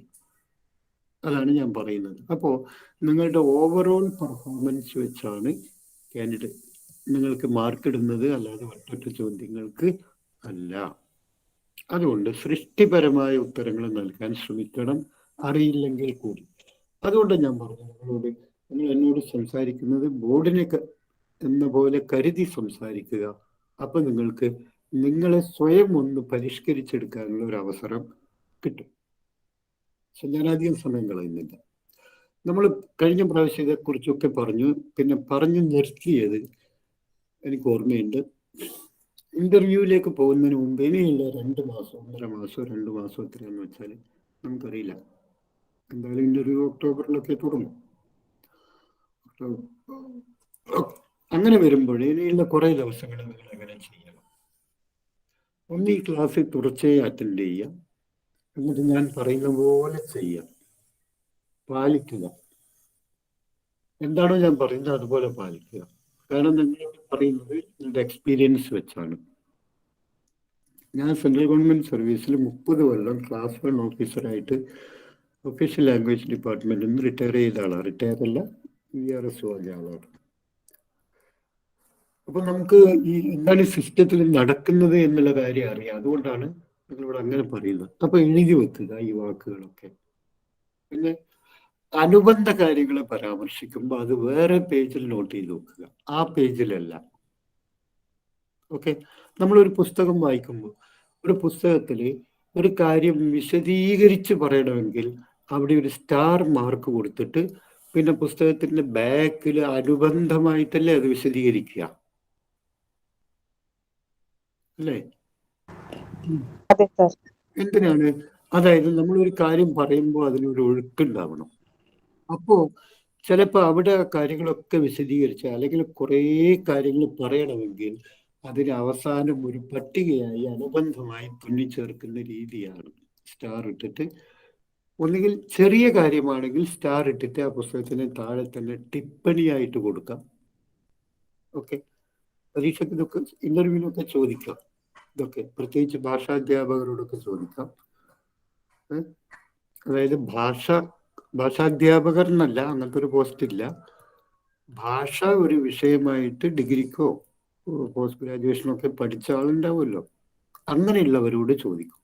എപ്പോഴും എനിക്കറിയാം നിങ്ങളിൽ ഒന്നുകിൽ ഭാഷ ഒരു വിഷയമായി എടുത്ത് പഠിച്ചവരായിരിക്കും, അല്ലെങ്കിൽ ഹ്യൂമാനിറ്റീസ് എടുത്ത് പഠിച്ചവരായിരിക്കും, അല്ലെങ്കിൽ ശാസ്ത്രം പഠിച്ചവരായിരിക്കും, അല്ലെങ്കിൽ മാത്സ് പഠിച്ചവരായിരിക്കും, അല്ലെങ്കിൽ കൊമേഴ്സ് പഠിച്ചവരായിരിക്കും. ഇത്രയും ആൾക്കാരെ അതിലുണ്ടാവാൻ ചാൻസ് ഉള്ളൂ. കൊമേഴ്സ് പഠിച്ചവർ കുറെ കൂടെ വിരളമായിരിക്കും. കൂടുതലും ഭാഷാധ്യാപകരും അതുപോലെ തന്നെ ഹ്യൂമാനിറ്റീസ് മാനവിക വിഷയങ്ങൾ എടുത്ത് പഠിച്ചവരും പിന്നെ ശാസ്ത്രം പഠിച്ചവരുമായിരിക്കും. അപ്പൊ ഈ ഓരോ ആളും ഇന്റർവ്യൂവിന് പോകുന്നതിന് മുമ്പ് ഭാഷാധ്യാപകരാണെങ്കിൽ ഭാഷാബോധനത്തിന്റെ അടിസ്ഥാന തത്വങ്ങൾ മനസ്സിലാക്കണം. അത് അവസാനം നമുക്ക് പറയാം. ഭാഷാബോധനം എങ്ങനെയാണ്, ഭാഷാബോധനം കൊണ്ട് ഉദ്ദേശിക്കുന്നത് എന്താണ്? ഞാൻ കുറച്ച് ചോദ്യങ്ങൾ മാത്രം പറയാം. ഭാഷാ പഠനം ഭാഷാ ക്ലാസ്സിൽ മാത്രം ഒതുങ്ങി നിൽക്കുന്നതാണ് എന്നൊരു അഭിപ്രായം താങ്കൾക്കുണ്ടോ? ഭാഷാ പഠനത്തിന്റെ അടിസ്ഥാന കൗശലങ്ങൾ എന്തൊക്കെയാണ്? ശ്രവണം, ഭാഷണം, വായന, എഴുത്ത്, ഇതൊക്കെ നിങ്ങൾക്കറിയാം. അങ്ങനെ അത് മാനവിക വിഷയങ്ങൾ പഠിപ്പിക്കുന്ന, ചരിത്രം പഠിപ്പിക്കാൻ ഉദ്ദേശിക്കുന്ന ആള് എല്ലാവരും എല്ലാ വിഷയവും പഠിപ്പിക്കണം, LP യിലും UP യിലും ഒക്കെ, അത് നമുക്കറിയാം. പക്ഷെ എങ്കിലും ബോർഡുകളോട് ചോദിക്കും നിങ്ങളുടെ ഐച്ഛിക വിഷയം ഏതാണ്. കാരണം ബോർഡിന് ചോദിക്കേണ്ട കാര്യമില്ല, ബോർഡിന്റെ മുമ്പിൽ ബയോഡാറ്റ ഉണ്ട്. സോ ബോർഡിനെ അറിയാം നിങ്ങൾ കെമിസ്ട്രി പഠിച്ച ആളാണ്, നിങ്ങൾ മലയാളം പഠിച്ച ആളാണ്, നിങ്ങൾ ഇംഗ്ലീഷ് പഠിച്ച ആളാണെന്ന്. നിങ്ങളുടെ ഓപ്ഷണൽ PGക്കോ അല്ലെങ്കിൽ ഡിഗ്രിക്കോ അല്ലെങ്കിൽ +2 നിങ്ങൾ സയൻസ് പഠിച്ച ആളാണെന്നും അറിയാം. അപ്പൊ സയൻസ് പഠിച്ച ആളോട് പറയും ശാസ്ത്രാധ്യാപനത്തിന്റെ അടിസ്ഥാന തത്വങ്ങൾ എന്താണ്? സിമ്പിളായിട്ട് നിങ്ങൾക്ക് പറയാൻ പറ്റണം, മിനിമം ഇതെങ്കിലും പറയാൻ പറ്റണം. നിരീക്ഷണം, വിശകലനം, പിന്നെ അതുപോലെ തന്നെ സംശ്ലേഷണം, പ്രശ്നനിർദ്ധാരണം, ഇതൊക്കെയാണ് അടിസ്ഥാന തത്വങ്ങൾ. അല്ലെങ്കിൽ ഉദാഹരണത്തിന് നിങ്ങളോട് ചോദിക്കുകയാണ്, ഇതൊരു അലോയ് ആണ്, ഇതൊരു ലോഹസങ്കരമാണ്, ഇതില് കോപ്പറും ഉണ്ട് നിക്കലും ഉണ്ട്. അപ്പൊ ഈ ലോഹസങ്കരം നിങ്ങൾ കുട്ടിക്ക് കൊടുത്തിട്ട് പറയാണ് ഇതിൽ എത്ര ശതമാനം കോപ്പർ ഉണ്ട്, എത്ര ശതമാനം നിക്കൽ ഉണ്ട് എന്ന് കണ്ടുപിടിക്കാൻ നിങ്ങൾ കുട്ടിയോട് ആവശ്യപ്പെടുന്നുവെങ്കിൽ നിങ്ങൾ കുട്ടികളിൽ ഏത് തരം ക്വാളിറ്റിയാണ് അല്ലെങ്കിൽ എന്ത് ബോധമാണ്, അറിവാണ് ഉണ്ടാക്കാൻ ശ്രമിക്കുന്നത്? ഇത് പക്ഷെ UP ക്കൊന്നും ചോദിക്കാൻ ചാൻസ് ഇല്ല, ഹൈസ്കൂൾ ടീച്ചർ, +2 ടീച്ചറോടൊക്കെ ചോദിക്കാം. പക്ഷെ എങ്കിലും നിങ്ങൾ മനസ്സിലാക്കിയാൽ മതി, നിങ്ങളോട് ചോദിച്ചാലോ. അപ്പോൾ ഒരു ശാസ്ത്രാധ്യാപകൻ പാലിക്കേണ്ട അടിസ്ഥാന തത്വങ്ങൾ എന്ന് പറയുന്നത് നിരീക്ഷണം, observation, analysis, synthesis, problem solving, അതൊക്കെയാണ്. അപ്പൊ ശാസ്ത്രാധ്യാപനത്തിന് അനുകൂലമായ ബോധന രീതി എന്ന് പറയുന്നത് വിശ്ലേഷണ രീതിയാണ്. ഭാഷാധ്യാപനത്തിനാണെങ്കിൽ കഥന രീതിയും വർണ്ണന രീതിയും നമുക്ക് എടുക്കാം. അതായത് ഭാഷാധ്യാപനത്തിന് നമുക്കൊന്ന് റിസൈറ്റേഷൻ മെത്തേഡ് എടുക്കാം, അല്ലെങ്കിൽ ഭാഷാധ്യാപനത്തിന് ഡിസ്ക്രിപ്ഷൻ മെത്തേഡ് എടുക്കാം, അല്ലെങ്കിൽ ഡിമോൺസ്ട്രേഷൻ മെത്തേഡ് എടുക്കാം. ഇതൊക്കെ നമ്മൾ ബോധന രീതി, ബോധന സങ്കേതം എന്ന വിഷയത്തിൽ മനഃശാസ്ത്രത്തിൽ പറയും, പെഡഗോഗിയിൽ പറയും. ഇപ്പൊ കേട്ടാ മതി എന്നല്ല, എഴുതിയെടുക്കണം. ഓക്കെ, എഴുതുന്നില്ലേ? എഴുതുന്നുണ്ട് സാർ, എഴുതുന്നുണ്ട്. Very good. അപ്പൊ അത് ചെയ്യണം. പിന്നീട് പറയും നമ്മളിത്. ചരിത്രം പഠിപ്പിക്കുന്ന ഒരാളാണെങ്കിൽ ചരിത്രം പഠിപ്പിക്കുന്ന ആളോട് ചോദിക്കും ചരിത്രാധ്യാപനത്തിന് ചരിത്രം എന്ന് പറഞ്ഞിട്ട് ഒന്ന് ഈ LP UP പഠിപ്പിക്കുന്നില്ല, നിങ്ങൾക്കറിയാലോ. ഇതൊക്കെ EVS എന്ന ഗണത്തിലും പിന്നെ മറ്റു വിഷയത്തിലൊക്കെ കൂട്ടിച്ചേർന്ന് പഠിപ്പിക്കുകയാണ്. എല്ലാ വിഷയങ്ങളും നമ്മൾ പൊതുവെ പഠിപ്പിക്കുകയാണ്, ഒന്നും ആഴത്ത് പഠിപ്പിക്കുന്നില്ല. 10ാം ക്ലാസ് വരെ എല്ലാ വിഷയവും പൊതുവെ പഠിപ്പിക്കുന്നതാണ്, എല്ലാ വിഷയവും ഇൻ്റഗ്രേറ്റ് ചെയ്ത് പഠിപ്പിക്കുന്നതാണ്, ഒന്നും ആഴത്തിൽ പഠിപ്പിക്കുന്നില്ല സെക്കൻഡറി വിദ്യാഭ്യാസം വരെ. അതുകൊണ്ടാണ് നമ്മൾ സെക്കൻഡറി വിദ്യാഭ്യാസത്തെ സംയോജിത വിദ്യാഭ്യാസം എന്ന് പറയുന്നത്, ഇൻ്റഗ്രേറ്റഡ് എഡ്യൂക്കേഷൻ. അപ്പം ഈ വാക്ക് നിങ്ങൾ സംയോജിത വിദ്യാഭ്യാസം, ഇൻ്റഗ്രേറ്റഡ് എഡ്യൂക്കേഷൻ എന്ന് പൊതുവിദ്യാഭ്യാസത്തിൻ്റെ ആ പേജിൽ ഇപ്പം തന്നെ എഴുതി വെക്കുക. ഇനി ഞാൻ പറയില്ല, നിങ്ങൾ ജഡ്ജ് ചെയ്ത് എഴുതണം ഞാൻ ഏത് വിഷയത്തെക്കുറിച്ചാണ് പറയുന്നതെന്ന്. അപ്പം നിങ്ങളൊരു വാക്ക് കിട്ടി നിങ്ങൾക്ക്, സംയോജിത വിദ്യാഭ്യാസം അഥവാ ഇൻ്റഗ്രേറ്റഡ് എഡ്യൂക്കേഷൻ. എന്താണ് സംയോജിത വിദ്യാഭ്യാസം കൊണ്ട് അർത്ഥമാക്കുന്നത് എന്നായിരിക്കാം ഒരുപക്ഷെ ചോദിക്കുന്നത്. നമ്മുടെ ഇപ്പോഴത്തെ രീതി ഇൻ്റഗ്രേറ്റഡ് എഡ്യൂക്കേഷൻ ആണല്ലോ, സെക്കൻഡറി തലം വരെ. എന്താണ് ഇൻ്റഗ്രേറ്റഡ് എഡ്യൂക്കേഷൻ എന്ന് വിശദമാക്കാമോ? ആദരെ ഒന്ന് വിശദമാക്കൂ, അല്ലെങ്കിൽ രഞ്ജനി. ഞാൻ മുന്നിൽ കാണുന്ന ആളോട് മാത്രമേ പേര് വിളിക്കുന്നുള്ളൂ കേട്ടോ. എൻ്റെ സ്ക്രീനിൽ തെളിഞ്ഞു വരുന്ന ആളുടെ പേര് മാത്രമേ ഞാൻ വിളിക്കുന്നുള്ളൂ. പക്ഷെ ഞാൻ എല്ലാവരെയും വിളിക്കുന്നുണ്ട് എന്നാണ് അതിൻ്റെ അർത്ഥം. പറയൂ, അറിയെങ്കിൽ പറയൂ, അറിയില്ലെങ്കിൽ ബോർഡിനോട് പറയുന്ന പോലെ പറയൂ. സർ, എല്ലാ സബ്ജക്റ്റുകളും ഇൻക്ലൂഡ് ചെയ്തിട്ട് കുഞ്ഞിനെ മനസ്സിലാക്കുന്ന രീതിയിൽ പഠിപ്പിക്കുന്നതാണ് ഇൻക്ലൂസീവ്. അതായത് ഒരു ക്ലാസ് അറ്റൻഡ് ചെയ്യുമ്പോൾ മാത്സ് ആണെങ്കിലും ഇപ്പോൾ പ്രകൃതിയിലോട്ട് ഇറങ്ങുമ്പോൾ പൂക്കളുടെ എണ്ണം നോക്കാൻ പറയാം കുട്ടികളോട്, മരങ്ങളുടെ എണ്ണം നോക്കാൻ പറയാം, അല്ലെങ്കിൽ ഇലകളുടെ പച്ച നിറം നോക്കാൻ പറയാം. അങ്ങനെ പല കോൺസെപ്റ്റുകൾ കുട്ടികളിലേക്ക് എത്തിക്കുന്നതാണ്. ഏകദേശം ആശയം ശരിയാണ്. പക്ഷെ ഇന്റഗ്രേറ്റഡ് എഡ്യൂക്കേഷൻ കൊണ്ട് വ്യക്തമാക്കുന്ന ചരിത്രം, ശാസ്ത്രം എന്നിങ്ങനെ വേർതിരിച്ചല്ലാതെ എല്ലാം കൂടെ ഒരുമിച്ച് ഉള്ള പഠന രീതി. രണ്ടുപേര് പറഞ്ഞതും ഏകദേശം 3/4 ഭാഗത്തോളം ശരിയാണ്. അപ്പൊ ഇത്രയും മനസ്സിലാക്കിയാൽ മതി, ഇതേ ഉള്ളൂ. അത് സംയോജിപ്പിക്കുക എല്ലാ വിഷയങ്ങളും. അതായത് ഒരു വിഷയവും ആഴത്തിൽ പഠിപ്പിക്കാതെ, ഉദാഹരണത്തിന് നിങ്ങൾ ഡിഗ്രിക്ക് പഠിക്കുകയാണ്, പോസ്റ്റ് ഗ്രാജുവേഷന് പഠിക്കുകയാണ്, നിങ്ങൾ ഡോക്ടറേറ്റ് ചെയ്യുകയാണ്, അപ്പൊ നിങ്ങൾ ഇൻ്റഗ്രേറ്റഡ് അല്ല, അത് സ്പെഷ്യലൈസ്ഡ് എഡ്യൂക്കേഷനാണ്. ഇത് ഇൻ്റഗ്രേറ്റഡ് എഡ്യൂക്കേഷനാണ്. സെക്കൻഡറി തലം വരെ നമ്മൾ എല്ലാ വിദ്യാർത്ഥികളെയും എല്ലാ വിഷയവും, ഭാഷ, ശാസ്ത്രം, മാനവികം, കായികം, ഇങ്ങനെ എല്ലാ വിഷയങ്ങളും, കലാവിദ്യാഭ്യാസം, എല്ലാ വിഷയങ്ങളും എല്ലാവരെയും പഠിപ്പിക്കുന്നുണ്ട്. എന്നാൽ ഒരു വിഷയവും ആഴത്തിൽ പഠിപ്പിക്കുന്നില്ല. ഒരു വിഷയത്തിൽ കൂടി എല്ലാ വിഷയവും പഠിപ്പിക്കാൻ, നിങ്ങൾ പറഞ്ഞ പോലെ എല്ലാ വിഷയത്തിൻ്റെ അടിസ്ഥാന തത്വങ്ങൾ ഒരു വിഷയത്തിൽ കൂടി പഠിപ്പിക്കാൻ എല്ലാവരും ശ്രമിക്കുന്നു. അങ്ങനെയാണ് അല്ലെ? കേരളത്തിൽ 5 ലക്ഷം 4 ലക്ഷം SSLC കുട്ടികളുണ്ടെങ്കിൽ എല്ലാവരും പഠിക്കുന്നത് ഒരേ വിഷയമാണ്, ഒരേ സിലബസാണ്. എന്നാൽ ആ കുട്ടി ഡിഗ്രിക്ക് പോയി പഠിക്കുമ്പോൾ ഏതെങ്കിലും ഒരു പ്രത്യേക വിഷയമാണ് എടുത്ത് പഠിക്കുന്നത്. അപ്പൊ അത് സ്പെഷ്യലൈസ്ഡ് എഡ്യൂക്കേഷനാണ്. ഇത് ഇൻ്റഗ്രേറ്റഡ് എഡ്യൂക്കേഷനാണ്. വിഷയങ്ങൾ ആഴത്തിൽ പരാമർശിക്കാതെ എല്ലാ വിഷയത്തിൻ്റെയും പരാമർശിച്ചുകൊണ്ട് എല്ലാവരെയും പഠിപ്പിക്കുന്ന രീതിയാണ് ഇൻ്റഗ്രേറ്റഡ് എഡ്യൂക്കേഷൻ എന്ന് വിളിക്കുന്നത്.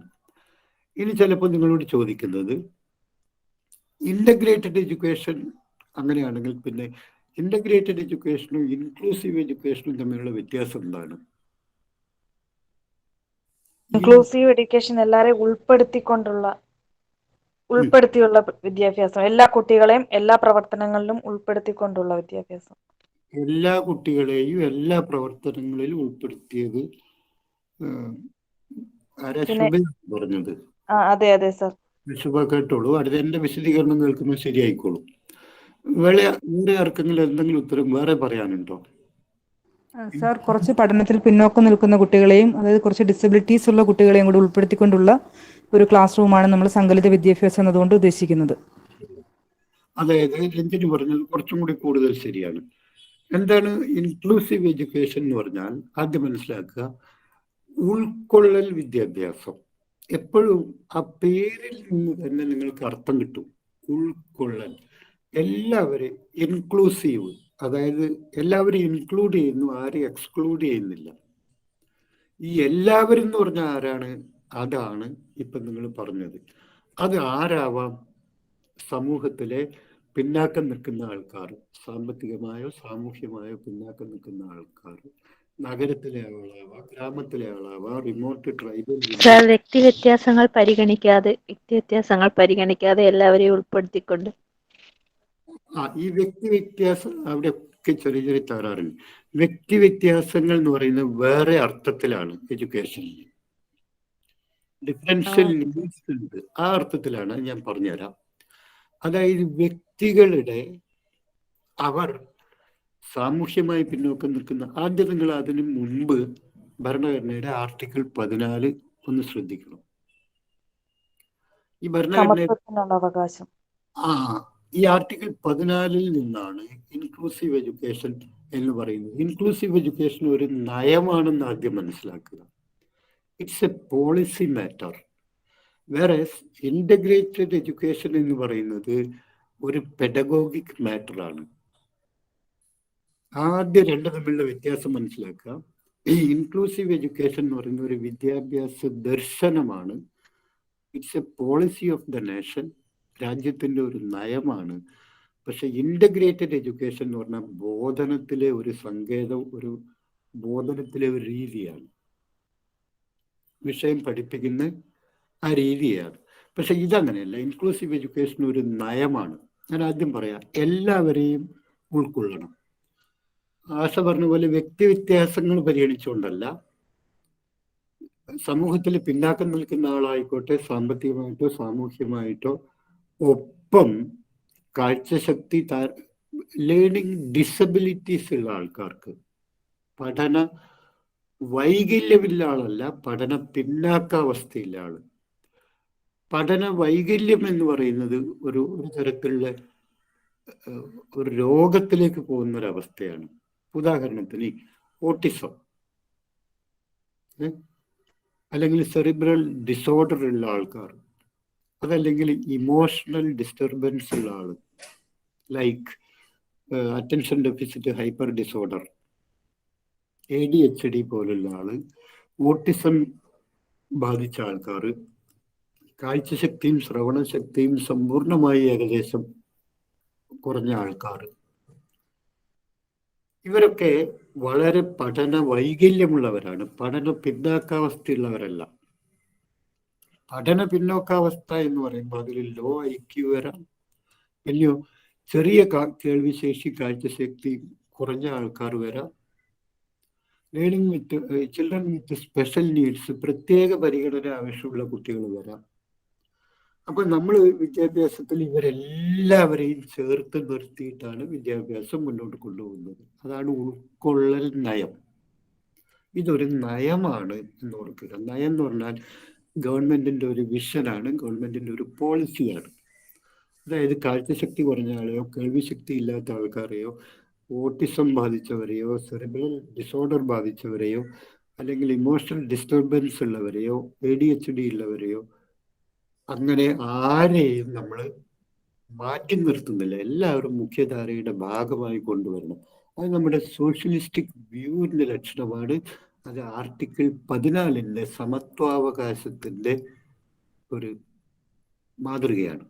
അപ്പൊ ആർട്ടിക്കിൾ 14 നിന്നാണ് ഇൻക്ലൂസീവ് എഡ്യൂക്കേഷൻ എന്നുള്ള നയം രൂപം കൊണ്ടത്. ഇത് നിങ്ങൾ മറ്റുള്ള കുട്ടികളെക്കാൾ മെച്ചപ്പെട്ട രീതിയിൽ ഇത് പറഞ്ഞാലുണ്ടല്ലോ, ബോർഡിൽ നിങ്ങൾക്ക് വളരെയധികം മതിപ്പായിരിക്കും. കാരണം ബോർഡിന് മനസ്സിലായി നിങ്ങൾക്ക് ഇത് മാത്രമല്ല, ഉൾക്കൊള്ളൽ വിദ്യാഭ്യാസം എന്ന് പറയുന്നത് എങ്ങനെ ഡെവലപ്പ് ചെയ്തു, എങ്ങനെ ഇവോൾവ് ചെയ്തു എന്നുള്ളതിൻ്റെ ഫിലോസഫിയും കൂടി അറിയാമെന്ന് ബോർഡിന് തോന്നും. അങ്ങനെ ബോർഡിനെ ഇംപ്രസ് ചെയ്യിപ്പിക്കണം. അതാണ് ഓവറോൾ മാർക്ക് അപ്പോഴാണ് കിട്ടുക. അപ്പൊ ഞാൻ ഇനിയിപ്പോ ഇതിൽ നിങ്ങൾക്ക് സ്വാഭാവികമായിട്ട് ഒരു സംശയം നിങ്ങൾ എന്നോട് ചോദിക്കേണ്ടതായിരുന്നു. അത് ചോദിച്ചിട്ടില്ല നിങ്ങൾ, കുഴപ്പമില്ല, ഇനി നിങ്ങൾ ചോദിച്ചോളൂ. അതായത് ഈ ചിൽഡ്രൻ വിത്ത് സ്പെഷ്യൽ നീഡ്സ് എന്ന് പറയുന്നത് പ്രത്യേക പരിഗണന ആവശ്യമുള്ള കുട്ടികളാണ്. ഈ കുട്ടികളെ നമ്മൾ എന്താ ചെയ്യുന്ന അറിയോ? നമ്മൾ പൊതു വിദ്യാഭ്യാസത്തിൽ മറ്റു കുട്ടികളുടെ കൂടെ തന്നെ ഇരുത്തിയാണ് പഠിപ്പിക്കുന്നത്. അതായത് 10ാം ക്ലാസ്സിൽ എ ഡിവിഷനിൽ 40 കുട്ടികളുണ്ടെങ്കിൽ ചിലപ്പോൾ അതിൽ കേൾവിശക്തി കുറഞ്ഞ കുട്ടികളുണ്ടാവാം, കാഴ്ചശക്തി കുറഞ്ഞ കുട്ടികളുണ്ടാവാം, ചെറിയ ചെറിയ ശ്രദ്ധക്കുറവ് ഉള്ള കുട്ടികളുണ്ടാവാം, ചെറിയ ചെറിയ ഭാഷാ വൈകല്യങ്ങൾ, ഡിസ്ലെക്സിയ, ഡിസ്ഗ്രാഫിയ, ഡിസ്കാൽക്കുലിയ, ഡിസ്പ്രാക്സിയ, ഇതിനെക്കുറിച്ചൊക്കെ മനഃശാസ്ത്രത്തിൽ പിന്നീട് പറയാം. ഇപ്പം ഞാൻ 4 പദങ്ങൾ പറഞ്ഞു. ഇതൊക്കെ നിങ്ങൾക്ക് അറിയുന്ന വാക്കുകളാണ്. പക്ഷെ എനിക്ക് അറിഞ്ഞാൽ മാത്രം പോരല്ലോ, അത് ഓർമ്മയിലേക്ക് കൊണ്ടുവരണ്ടേ. അങ്ങനെ ഓർമ്മയെ പുതുക്കണ്ടേ എപ്പോഴും, വേണ്ടേ? വേണം സാർ. നിങ്ങളെ അടുക്കളയിൽ ഒരു കത്തി, ഒരു ഫ്രിഡ്ജൊക്കെ ഉണ്ടെങ്കിൽ ഇടക്കിടക്കൊന്ന് വൃത്തിയാക്കി അതിനൊന്ന് ഇതാക്കണ്ടേ. ഒരു കൈക്കോട്ട് ഉണ്ടെങ്കിൽ ആ കൈക്കോട്ടത്തിന് മഴ കൊള്ളാൻ വെച്ചാൽ മതിയോ? അത് മഴയൊക്കെ കൊണ്ട് വാഴക്ക് തടമൊക്കെ എടുത്ത്, തെങ്ങിന് തടമൊക്കെ എടുത്ത്, വളമൊക്കെ ഇട്ട് മൂടിയതിന് ശേഷം നമ്മളിങ്ങ് വരിക. ആ കൈക്കോട്ട് തുടച്ച് വൃത്തിയാക്കിയിട്ട് അതിൻ്റെ തുരുമ്പൊക്കെ കളഞ്ഞ് ഒരു സ്ഥലത്ത് വെക്കണം, അല്ലെങ്കിൽ തുരുമ്പ് പിടിച്ചു പോകും. നമ്മൾ പണ്ട് പഠിച്ചു എന്ന് പറഞ്ഞിട്ട് കാര്യമില്ല, അതിന് ഇടയ്ക്കിടയ്ക്ക് റിമൈൻഡ് ചെയ്യണം. അതിനാണ് ഞാൻ 4 വാക്കുകൾ ഇപ്പൊ പറഞ്ഞത്. പ്രത്യേക പരിഗണന അറിയിക്കുന്ന കുട്ടികൾ അവരാരൊക്കെയാവാം? Children with special needs, CWSN എന്ന് എഴുതി വെക്കുക. അപ്പൊ അവർ കേൾവിശക്തി കുറഞ്ഞ കുട്ടികളായിരിക്കും, കേൾവിശക്തി ഇല്ലാത്ത കുട്ടികളല്ല. മാറിപ്പോകരുത്. കേൾവിശക്തി കുറഞ്ഞ കുട്ടികൾ, കാഴ്ചശക്തി കുറഞ്ഞ കുട്ടികൾ, പിന്നെയോ ഇമോഷണൽ സ്റ്റെബിലിറ്റി കുറഞ്ഞ കുട്ടികൾക്ക്. ശ്രദ്ധ കുറവൊക്കെ അതിൻ്റെ ലക്ഷണമാണ്. അതിനാണ് നമ്മൾ പറയുന്നത് ചിലപ്പോൾ ശ്രദ്ധ കൂടുതൽ വെപ്രാളമൊക്കെ വരും, എന്താ ചെയ്യേണ്ടതെന്നൊക്കെ അറിയാം. അതാണ് അറ്റൻഷൻ ഡെഫിസിറ്റ്. ശ്രദ്ധ തീരെ കുറവാണ്. പക്ഷെ ഹൈപ്പർ ഡിസോർഡർ, വൈകല്യങ്ങൾ, വ്യത്യാസങ്ങൾ, പിരിമുറുക്കങ്ങൾ കൂടുതലാണ്. അപ്പൊ ശ്രദ്ധയുടെ അഭാവം കൊണ്ടുണ്ടാവുന്ന ചില പിരിമുറുക്കങ്ങൾ ഉള്ള കുട്ടികൾ, പിന്നെ പഠന പിന്നാക്കാവസ്ഥയുള്ള കുട്ടികൾ, അതൊരു പക്ഷെ അവരുടെ ലോ IQ കൊണ്ടാവാം. ഇങ്ങനെയുള്ള കുട്ടികളൊക്കെ നമുക്ക് പ്രത്യേക പരിഗണനയോടുകൂടി പഠിപ്പിക്കണം. പക്ഷെ അവരെ പഠിപ്പിക്കുന്നത് ആരുടെ കൂടെ തന്നെയാണ്? സാധാരണ കുട്ടികളുടെ കൂടെ തന്നെയാണ്. അതൊന്ന്. പക്ഷെ പഠന വൈകല്യമുള്ള കുട്ടികളോ, അത് വേറെയാണ് സംഭവം. ആരാ? അവരാണ് കാഴ്ചശക്തി തീരെ ഒട്ടുമില്ലാത്ത കുട്ടികൾ, എന്ന് വെച്ചാൽ നമ്മൾ ബ്ലൈൻഡ് എന്ന് പറയുന്ന കുട്ടികൾ. പിന്നെയുള്ളത് തീരെ അതായത് ഓഡിബിൾ അല്ലാത്ത കുട്ടികൾ, തീരെ കേൾവിശക്തി ഇല്ലാത്ത കുട്ടികൾ, പിന്നെ ഓട്ടിസം ബാധിച്ചത്, ഇന്റലക്ച്വൽ കോഗ്നിറ്റീവ് ഡിസ്പ്രോപ്പർ ഡെവലപ്മെന്റ്, ഭൗതിക ശേഷിയുടെ ആനുപാതികമല്ലാത്ത വളർച്ചയോ തളർച്ചയോ, ഇതൊക്കെ വരും. കോഗ്നിറ്റീവ് ഡിസോർഡർ എന്ന് പറയും അതിന്. ഈ വാക്കുകളൊക്കെ എഴുതിയെടുക്കണം കേട്ടോ. നിങ്ങളുടെ കൈക്ക് ഒരിക്കലും വിശ്രമം കൊടുക്കരുത്. അതുകൊണ്ടാണ് ഞാൻ ഈ വാക്കുകളൊക്കെ പറയുന്നത്. എന്നിട്ട് അവസാനം നോക്കുക എത്ര വാക്ക് കിട്ടും. ഈ വാക്കുകൾ എനിക്ക് ഉറപ്പാണ് കേരളത്തിലെ മറ്റു ഉദ്യോഗാർത്ഥികൾക്ക് കിട്ടാൻ സാധ്യത കുറവാണ്. കുറച്ച് പേർക്കൊക്കെ ഞാൻ ക്ലാസ് എടുക്കുന്നുണ്ട്, അതുപോലെ എങ്കിലും. അപ്പോൾ ഇങ്ങനെയുള്ള കുറെ കോഗ്നിറ്റീവ് ഡിസോർഡറിന്റെ ആ മലയാളം ഒന്ന് വിശദീകരിക്കാമോ? ഭൗതിക താളക്രമം, താളപ്പിഴ, ഭൗതിക താളപ്പിഴ. അപ്പൊ ഇതൊക്കെ അനുഭവിച്ച കുട്ടികൾ, അങ്ങനത്തെ കുട്ടികളുണ്ട്. അവരെ പക്ഷെ നമുക്ക് പൊതുകുട്ടികളുടെ കൂടി നിന്ന് പഠിച്ചാൽ പോരാ. Because the need special attention. ഇപ്പൊ കാഴ്ചശക്തി കുറഞ്ഞ ആൾക്ക് നമുക്ക് ബ്രെയിൻ ലിപിയിൽ എഴുതി കൊടുക്കേണ്ടി വരും. കേൾവിശക്തി കുറഞ്ഞവർക്ക് പഠനോപകരണം എന്നുള്ള നിലക്ക് നമുക്ക് എന്ത് കൊടുക്കേണ്ടി വരും? കേൾവി സഹായി കൊടുക്കേണ്ടി വരും. ഇത് കേൾവിശക്തി കുറഞ്ഞ കുട്ടികളെ ആണെങ്കിൽ നമുക്ക് മറ്റേ ക്ലാസ്സിൽ ഇരുന്നിട്ട് അവരുടെ അടുത്ത് പോയി ടീച്ചർ കൂടുതൽ ഒച്ചത്തിൽ പറഞ്ഞാൽ കാര്യം മനസ്സിലാവും. ഇത് രോഗാവസ്ഥയാണ്. രണ്ടാമത് പറഞ്ഞത്, രോഗാവസ്ഥയുള്ള കുട്ടികളെ നമ്മൾ പഠിപ്പിക്കുന്നത് സ്പെഷ്യൽ സ്കൂളിലാണ്. ഇനി ശ്രദ്ധിക്കുക, സാധാരണ സ്കൂളിൽ പഠന പിന്നാക്കാവസ്ഥയുള്ള കുട്ടികളെ പഠിപ്പിക്കുന്നതും രോഗാവസ്ഥയുള്ള കുട്ടികളെ സ്പെഷ്യൽ സ്കൂളിൽ പഠിപ്പിക്കുന്നതും രണ്ടും ഉൾക്കൊള്ളൽ നയത്തിന്റെ ഭാഗമാണ്. പക്ഷേ അവർക്ക് പ്രത്യേക ആവശ്യങ്ങളുണ്ട്. അതുകൊണ്ട് അവരെ പ്രത്യേക രീതിയിൽ നമ്മൾ പഠിപ്പിക്കുന്നതേ ഉള്ളൂ. രണ്ടു പേരെയും നമ്മൾ ചികിത്സിക്കുന്നു. ഒരാളെ ജനറൽ വാർഡിൽ കിടത്തി ചികിത്സിക്കുന്നു, ഒരാളെ ICUവിൽ കിടത്തി ചികിത്സിക്കുന്നു. ഇത്രയേ ഉള്ളൂ. ചികിത്സ രണ്ടാക്കും കൊടുക്കുന്നുണ്ട്, വിദ്യാഭ്യാസം നമ്മൾ രണ്ടാക്കും കൊടുക്കുന്നുണ്ട്. പക്ഷെ ഒരാളെ സാധാരണ സ്കൂളിൽ മറ്റു കുട്ടികളുടെ കൂടെ ചേർത്തിട്ട് കുറേശ്ശെ വൈകല്യമുള്ള കുട്ടികൾ, വൈകല്യം എന്ന് പോലും അതിന് പറയാൻ പറ്റില്ല, പിന്നാക്കാവസ്ഥയുള്ള കുട്ടികൾ. ഓക്കെ. ഇനി സ്പെഷ്യൽ സ്കൂളിൽ ചേർത്ത് പഠിപ്പിക്കുന്ന ആരെയാണ്? തെറ്റിപ്പോകരുതിന് ഒരിക്കലും. സ്പെഷ്യൽ സ്കൂളിൽ പഠിപ്പിക്കുന്നത് വൈകല്യമുള്ള കുട്ടികളെയാണ്, ഡിസബിലിറ്റി ഉള്ള കുട്ടികളെയാണ്. ഡിസബിലിറ്റിയിൽ പ്രധാനമായിട്ടും നമ്മുടെ ഇപ്പോഴത്തെ കേരളത്തിലെ സ്കൂളിൽ നമ്മൾ പരിഗണിച്ചു വരുന്നത് ഒന്ന് ഓട്ടിസം ബാധിച്ച കുട്ടികൾ, പിന്നെ ഒന്ന് കോഗ്നിറ്റീവ് ഡിസോർഡർ, ഭൗതികമായിട്ട് താളപ്പിഴ സംഭവിച്ച കുട്ടികളെ, പിന്നെ ശ്രദ്ധക്കുറവ് കൊണ്ടുണ്ടാവുന്ന വൈകാരിക പ്രശ്നങ്ങളുള്ള കുട്ടികളെ, പിന്നീട് തീരെ അന്ധരും തീരെ ബധിരരും തീരെ മൂകരുമായ കുട്ടികളെ. കാരണം ഇവരെ പഠിപ്പിക്കാൻ നിങ്ങളെപ്പോലുള്ള ഇപ്പൊ അധ്യാപകരാവാൻ പോകുന്ന അധ്യാപകർ പോരാ. നിങ്ങൾ PSCയുടെ ഒരു ടെസ്റ്റ് എഴുതി, മത്സര പരീക്ഷ എഴുതി, പിന്നെ ഈ ഇന്റർവ്യൂ അറ്റൻഡ് ചെയ്യുന്നു, അവസാനം ഒരു LP സ്കൂളിലോ UP സ്കൂളിലോ ജോയിൻ ചെയ്യുന്നു. But you do not have the quality or efficiency or expertise. Quality ഇല്ല, എഫിഷ്യൻസി ഇല്ല, എക്സ്പെർട്ടൈസ് ഇല്ല, വൈദഗ്ധ്യമില്ല. എന്തിന്? ഈ കുട്ടികളെ പഠിപ്പിക്കാൻ, ഓട്ടിസം ബാധിച്ച കുട്ടികളെ പഠിപ്പിക്കാൻ കോമ്പിറ്റൻസി ഉണ്ടോ? നിങ്ങൾക്ക് ക്ഷമത ഉണ്ടോ? പറയൂ. ഇല്ല സർ, ഇല്ല. ഇപ്പോൾ അവിടെ നമുക്ക്, നിങ്ങൾ സാധാരണ ക്ലാസ് മുറിയിൽ ഒരു പഠനോപകരണം എടുത്ത് കാണിച്ചാൽ, ഗ്ലോബ് എടുത്ത് കാണിച്ചാൽ, ഈ ഓട്ടിസം ബാധിച്ച കുട്ടിക്കോ ഈ ശ്രവണ വൈകല്യമുള്ള കുട്ടിക്കോ അല്ലെങ്കിൽ ഈ കാഴ്ച ശക്തി തീരെ കുറഞ്ഞ കുട്ടിക്കോ ഈ കുട്ടിക്കോ ഇത് കൊടുത്താൽ പോരാ. അവർക്ക് ഭൂഗോളം എന്ന ആശയം മനസ്സിലാക്കി കൊടുക്കാൻ നിങ്ങൾ ഒന്നിൽ കൂടുതലോ മാർഗങ്ങൾ ഉപയോഗിക്കേണ്ടി വരും. അങ്ങനെയുള്ള പഠനോപകരണങ്ങൾ ഉപയോഗിച്ച ശീലം നിങ്ങൾക്കില്ല. അതുകൊണ്ട് അവിടെ പഠിപ്പിക്കുന്നത് സ്പെഷ്യൽ വൈദഗ്ധ്യം നേടിയ അധ്യാപകരാണ്. ഇത്രയും. അപ്പൊ കേരളത്തില് ഇങ്ങനെയുള്ള സ്പെഷ്യൽ സ്കൂളുകൾ ധാരാളം ഉണ്ട്. പരീക്ഷയ്ക്ക് ചോദിക്കൂട്ടോ. ഇതൊക്കെ പരീക്ഷ എന്ന് ഞാൻ പറയുന്ന ഇന്റർവ്യൂ ആണ്. ഇന്റർവ്യൂ ഒരു പരീക്ഷയാണ്. ഇന്റർവ്യൂവിന് ഈ കാര്യങ്ങളൊക്കെ ചോദിക്കും. എന്താണ് പഠന പിന്നാക്കാവസ്ഥയുള്ള കുട്ടികളെ നമ്മൾ മുഖ്യധാരയിൽ എങ്ങനെ പഠിപ്പിക്കുന്നു? പഠന വൈകല്യമുള്ള കുട്ടികളെ, ഈ പഠന വൈകല്യമുള്ള കുട്ടികൾ എന്ന് പറയുന്നത് ഇതൊക്കെയാണ് വൈകല്യം. ഓട്ടിസം ഞാൻ ഈ പറഞ്ഞ HD, attention deficit hyper disorder, ഇതൊക്കെയുള്ള കുട്ടികളെ സ്പെഷ്യൽ സ്കൂളിൽ പഠിപ്പിക്കുന്നു. ഇനി പരീക്ഷ ഇന്റർവ്യൂവിന് എന്ത് തരം ചോദ്യങ്ങളും ചോദിക്കാം. കേരളത്തിൽ ഇപ്പോൾ കേരള സർക്കാരിൻ്റെ കീഴിൽ എത്ര സ്പെഷ്യൽ സ്കൂളുകൾ ഉണ്ട്? ഇത് ചോദ്യമാവും.